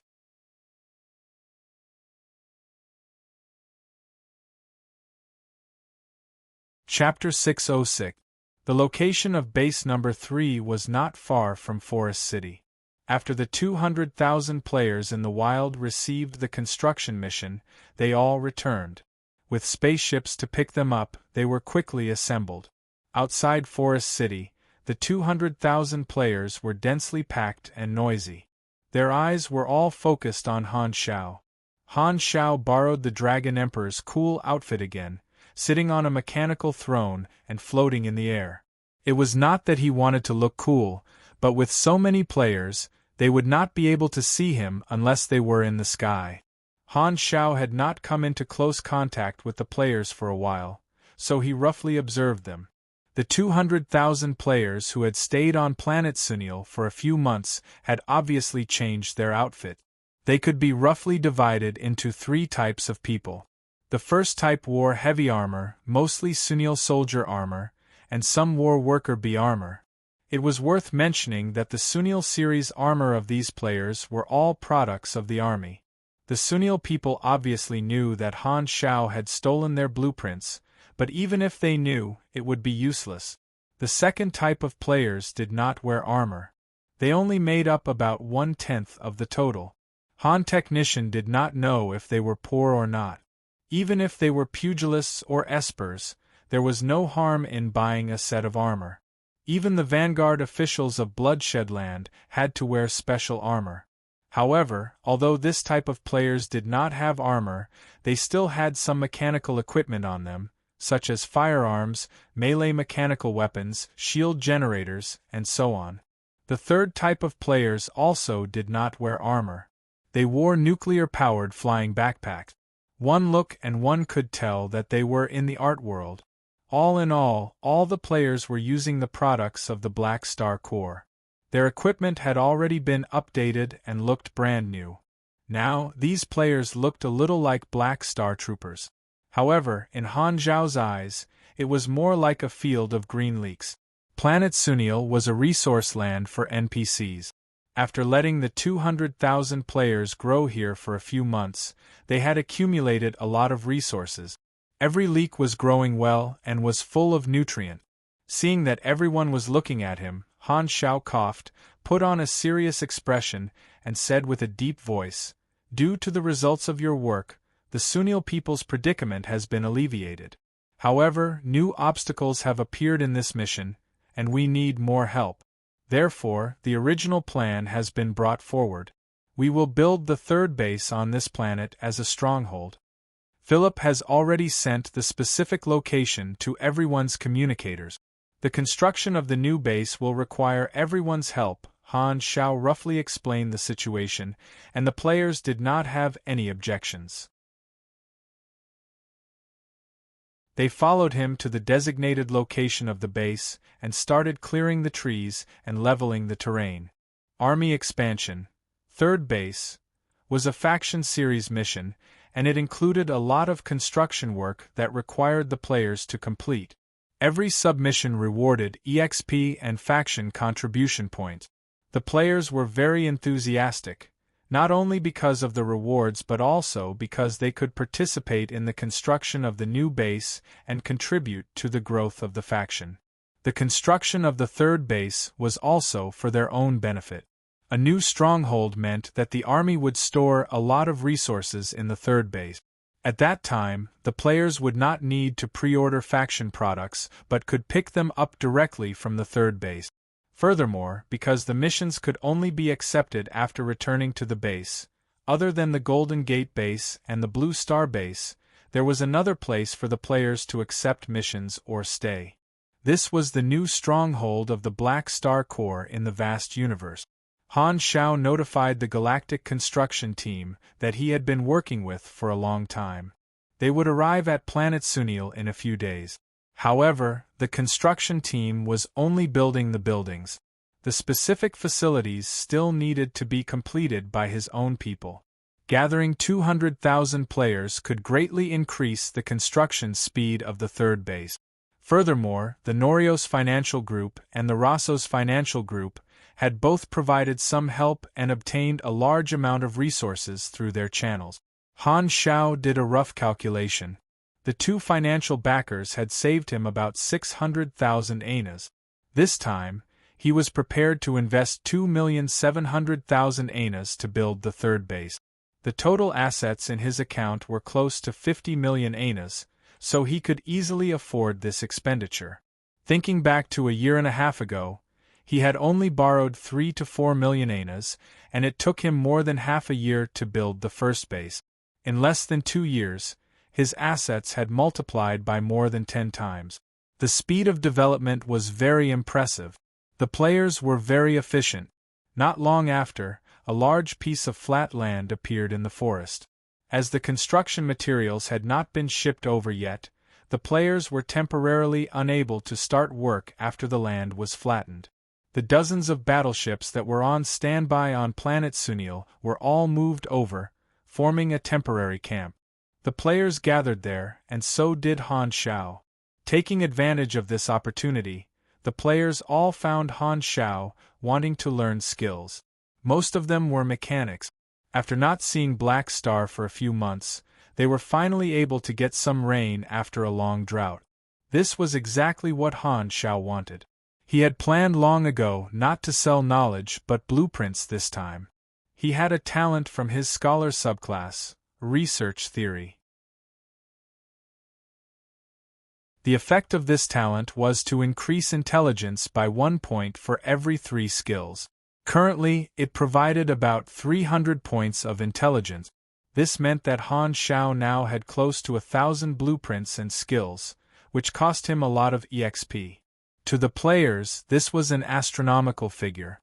Selling a portion of the low-grade blueprints did not affect him much. Han Shao released dozens of low-grade machinery blueprints in one go. The players were basically all above level 70. At this level, low-grade blueprints were no longer rare, and the players could fuse them on their own. However, due to the variety of knowledge combinations, every mechanic player was unable to fuse the blueprints they needed, and the blueprints they knew were all different. However, he directly sold all kinds of blueprints, indirectly helping the players escape the bottomless pit of blueprints gambling. Looking at the dazzling array of blueprints, the eyes of the mechanic players lit up. After working on Planet Sunil for a few months, these players did not lack EXP. Although the blueprints Han Shao gave them were not very technical, they covered all kinds of aspects: firearms, explosives, mechanical troops, shields, mechanical suits, energy sources, vehicles, and so on. Blueprints gambling was very dependent on luck, and there was only one mechanic player who was equally well-rounded. Therefore, every player could find blueprints that were useful to them and make up for their shortcomings. Han Xiao was not worried that the mechanic players would affect the sales of the Black Star Core after learning the blueprint. In terms of cost, the players would definitely not be able to compete with the mass production line, and they would not be able to achieve the characteristics of the Army's products at a low price. Furthermore, they could accumulate contribution points by spending money in the Army. Furthermore, Han Xiao did not sell blueprints for faction product. What he sold were similar machines that were half a grade lower. In fact, Han Xiao's development plan also included joining the material industry and selling raw materials to the players to earn another sum of money. While expanding the business of the Black Star Core, it would also make things convenient for the players, allowing them to purchase the materials they needed directly from the faction store. Among the 200,000 players, there were 50,000 to 60,000 mechanic players. They excitedly learned the blueprints, and most of them learned more than one type. Han Xiao's EXP storage quickly filled up, quickly breaking through the 1 billion mark, and it was still increasing rapidly. At this time, the players also realized that other than the low-level blueprints, there was also a high-level blueprint that made their hearts pound. Void Dragon Mechanical Suit. This is a God-grade blueprint. What the F***CK, this is amazing. The mechanic players were overjoyed. They looked at the price, which required 60 EXP and 2,000 ANAs. Many of them showed a pained expression, but the Void Dragon Mechanical Suit's OP parameters were like a sexy girl in revealing clothes, constantly telling the players to come face to face with it. In the eyes of the players, the attributes of the Void Dragon Mechanical Suit were undoubtedly God-grade equipment. A portion of the players who could afford it hesitated for a while before gritting their teeth and learning it. Seeing this, Han Xiao had a subtle smile on his face. Although this blueprint was high-level, he already had the Berserk Ape, so he did not need the Void Dragon Mechanical Suit anymore. It was just right to sell it to the players. The difficulty of creating the Void Dragon Mechanical Suit was extremely high, and the players could only barely succeed when they were above level 90. Furthermore, the core material was the Void Dragon Bone, which was what Han Xiao valued the most. Even if the players really managed to create it, it could not be replicated. What, you want to mass-produce it? Sure, I'll just have to ask Ames for her floating dragon mechanical suit. I should be able to experience a way to die. Within 1 or 2 versions, the chances of the players being able to create it were extremely slim. If they bought it back, they would only be able to look at it. That was impossible. From the perspective of the players, the most suitable mechanical suit blueprint for their current situation was actually the Amphiptera that Han Xiao had eliminated long ago. With the current ability of the mechanic class players, it was possible to create the Amphiptera, and the cost was also within control. Once the Amphiptera blueprint was sold, this single mechanical suit would quickly become popular among the players, and the average strength of the players would greatly increase. However, it was precisely because of this that Han Xiao did not want to sell the Amphiptera. If the players were able to obtain it in one go, how would they be able to use the Sunil series armor to harvest leaks? Therefore, Han Technician chose to teach the Void Dragon mechanical suit blueprint, painting a big pie for the players. A person without dreams was no different from a salted fish, and dreams could be used to obtain a wave of benefits. However, he did not want to scam the players too badly. At least, the selling price of the Void Dragon mechanical suit blueprint was far lower than its actual value. Logically speaking, a mechanical suit blueprint of this level could be sold for hundreds of thousands of ANAs in the galaxy. After this round of harvest, Han Xiao's experience skyrocketed again, easily exceeding 3 billion. He could not help but smile. Maple Moon also learned the Void Dragon mechanical suit blueprint, quickly browsing through the materials and muttering, "Void Dragon Bone. This looks familiar. Isn't this a specialty of Floating Dragon?" As a player who had followed Han Xiao since version 1, 0. Maple Moon had personally been to Floating Dragon Island. She was the first mechanic player present who had a clue. This lasted for half a day, and when night fell, the mechanic class players finally dispersed and returned with a full harvest. Han Zhao's experience reserve had reached 9.4 billion. The price of low-level blueprints was around 40,000, and there were around 50,000 to 60,000 mechanic class players. Each time, they would not only buy one blueprint, but there were also a few thousand who bought the Void Dragon mechanical suit. In total, Han Zhao obtained about 9 billion experience. This is quite a haul. Han Zhao was quite satisfied. He had exchanged some blueprints that he did not need for a large amount of experience. It was quite worth it. With enough experience, Han Zhao did not waste any time. He returned to the spaceship's training room, opened the interface, and invested 3 billion experience, leveling up 3 times. Virtual Mechanic has been leveled up to LV20 max. Plus 350 energy, plus 3 DX, plus 3 Yendi, plus 6 INT. You have received 6 free attribute points. You have received 1 potential point. Main class level has reached the upper limit. You may continue to level up after completing the class advancement requirement. Class advancement requirements: intelligence greater than 1,300, machinery affinity greater than 0%, active skill bonus not included. I got the random attribute requirement? Han Zhao's eyes sparkled. Normal players had a lot of different attribute points, and it was often difficult for them to meet the class advancement requirement. They would be forced to learn a secondary class. However, to Han Zhao, this class advancement requirement was the easiest. The class advancement requirements for the main class were mostly related to the characteristics of the class itself. 4 core attributes like intelligence and machinery affinity. Han Zhao had always exceeded the normal standards of his current level. As for intelligence, he threw in all the free attribute points he had just obtained. Its basic value had reached 1,536 points, which had already exceeded the class advancement requirements. Together with the plus 10% bonus from the Calamity grade and more than 300 points from research theory, his actual intelligence value was close to 2,000 points. His basic machinery affinity, together with talents and passive skills, was 686%, which also exceeded the class advancement requirements. This meant that Han Zhao did not need to learn a new secondary class. His own attributes had already met the class advancement requirement. Wow, my luck has changed recently. Han Zhao rubbed his hands excitedly. Could it be that the effect of touching Fu Ding was permanent? Since he met the requirements, Han Zhao did not hesitate and directly invested in his experience. He leveled up once more and completed the class advancement.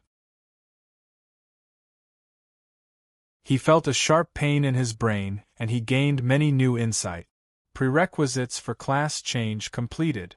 You have received a new class, Galaxy Mechanic LV1. Plus 180 energy, plus 1 STR, plus 3 DX, plus 3 Yendi, plus 8 INT. You have received 6 free attribute points and 1 potential point. You have learned the ability, Master Machinery Affinity. You have learned the ability, Ultra-Fast Virtual Intrusion. You have learned the ability, Quantum Network Matrix. You have received the talent, Machinery Theory Summary. The effect of your talent, Virtual Technology Mastery, has been strengthened. The effect of your talent, Artificial Defense Enhancement, has been strengthened.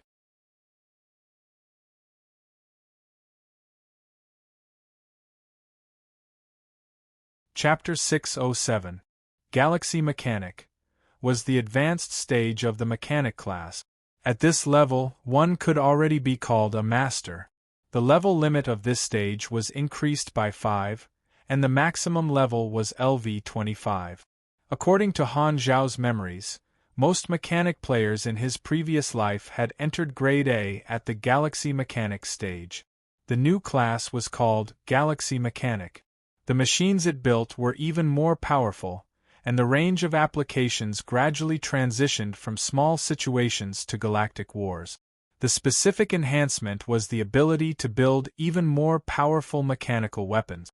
For example, Carol was a galaxy mechanic, and the ship-destroyer giant soldier was the blueprint he came up with during his galaxy mechanic stage. In the end, it was given to Han Xiao.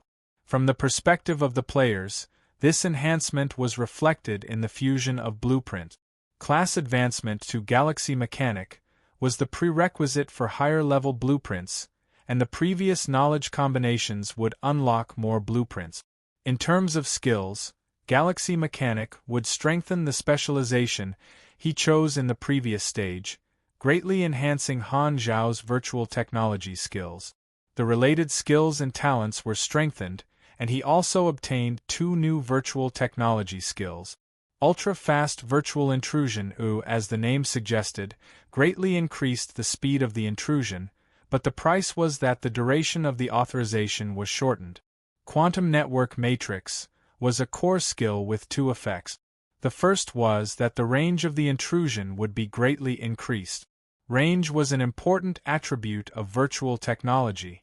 Face-to-face intrusion and intrusion across an entire star system were 2 completely different realms. The quantum network was everywhere, and the level of virtual technology determined the extent to which a mechanic could use the quantum network.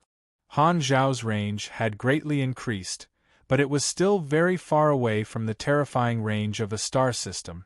Only a beyond grade A mechanic like Mecha Empire Manison had such a terrifying range that could cross star systems and even star clusters. The second effect of this skill was the virtual intrusion version of sputtering.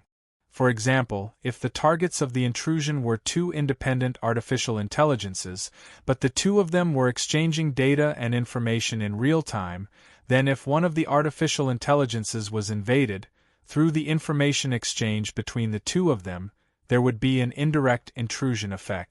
It was similar to how computers spread viruses, equivalent to AE-type virtual intrusion attacks, but the detection of an indirect intrusion would be much more difficult.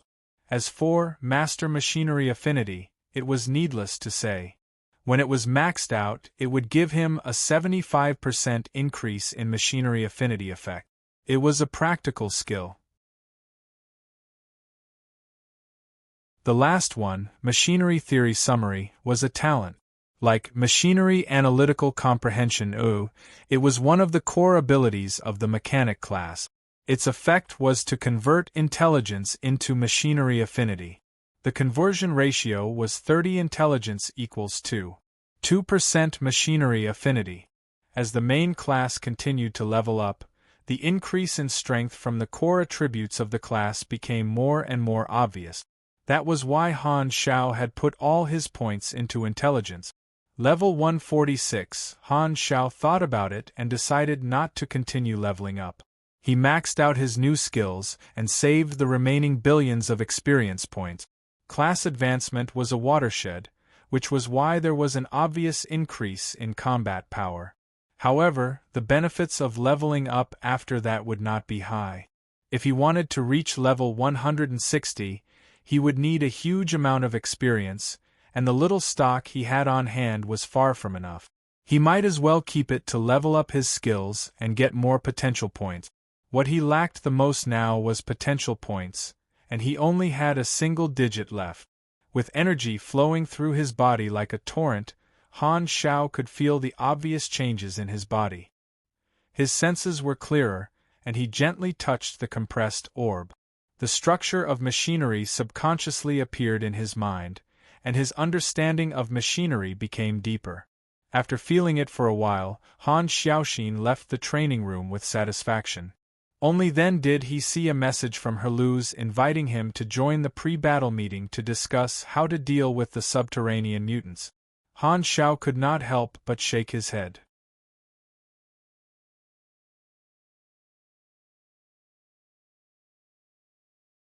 Chapter 608, Galaxy Mechanic, was the advanced stage of the mechanic class. At this level, one could be called a master. The level limit of this stage was increased by 5 levels, and the maximum level was 25. According to Han Zhao's memories, in his previous life, most of the mechanic class players had entered Grade A at the Galaxy Mechanic stage. The new class was called Galaxy Mechanic, and the machines it built were much stronger.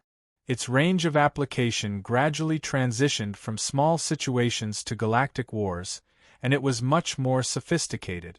The specific enhancement was the ability to build stronger mechanical weapons. For example, Carol was a Galaxy Mechanic, and the ship-destroyer Giant Soldier was the blueprint he came up with during his Galaxy Mechanic stage. In the end, it was given to Han Zhao. From the perspective of the players, this enhancement was reflected in the blueprint fusion. The class advancement to Galaxy Mechanic was the prerequisite for the blueprints of higher stages, and the previous knowledge combinations would unlock more blueprints. In terms of abilities, Galaxy Mechanic would strengthen the specialization chosen in the previous stage, which greatly enhanced Han Zhao's virtual technology. At the same time, he also obtained 2 new virtual technology abilities. Ultra-fast virtual intrusion, as the name suggested, greatly increased the speed of the intrusion, but the price was that the duration of the authorization was shortened. Quantum Network Matrix was a core ability with 2 effects. The first was that the range of the intrusion would be greatly increased. Range was an important attribute of virtual technology. Face-to-face invasion and invasion across an entire star system were clearly 2 completely different realms. The quantum network was everywhere, and the level of virtual technology determined the extent to which a mechanic could use the quantum network. Han Zhao's range had greatly increased, but it was still a long way from the terrifying range of a star system. Only a beyond Grade A mechanic like Mecha Empire Manison had such a terrifying range, which could cross star system and even star cluster invasions. The second effect of this ability was the virtual intrusion version of sputtering. For example, if the targets of the intrusion were 2 independent artificial intelligences, but the 2 were exchanging data and information in real time, then if one of the artificial intelligences was invaded, through the information exchange between the 2, the effect of indirect intrusion would be produced. It was similar to the mechanism of a computer virus, equivalent to an EOE type of virtual intrusion attack, but the detection of indirect intrusion would be much more difficult. As for Master Machinery Affinity, it was needless to say. When it was maxed out, it would give him a 75% increase in Machinery Affinity effect. It was a practical skill. The last one, Machinery Theory Summary, was a talent. Like Machinery Analytical Comprehension, it was one of the core abilities of the mechanic class. Its effect was to convert intelligence into machinery affinity. The conversion ratio was 0 intelligence equals 2% machinery affinity. As the main class continued to level up, the increase in strength from the core attributes of the class became more and more obvious. That was why Han Zhao had put all his points into intelligence. Level 146, Han Zhao thought about it and decided not to continue leveling up. He maxed out his new skills and saved the remaining billions of experience points. Class advancement was a watershed, which was why there was an obvious increase in combat power. However, the benefits of leveling up after that would not be high. If he wanted to reach level 160, he would need a huge amount of experience, and the little stock he had on hand was far from enough. He might as well keep it to level up his skills and get more potential points. What he lacked the most now was potential points, and he only had a single digit left. With energy flowing through his body like a torrent, Han Zhao could feel the obvious changes in his body. His senses were clearer. He gently touched the compressed orb, and the structure of machinery subconsciously appeared in his mind. He had a deeper understanding of machinery. After feeling it for a while, Han Xiaoxin left the training room with satisfaction. Only then did he see the message from Herluz, inviting him to join the pre-battle meeting to discuss how to deal with the subterranean mutants. You're tuning in to the Phoenix Knights YouTube channel. Don't forget to subscribe and join us on this journey to catch the most captivating stories.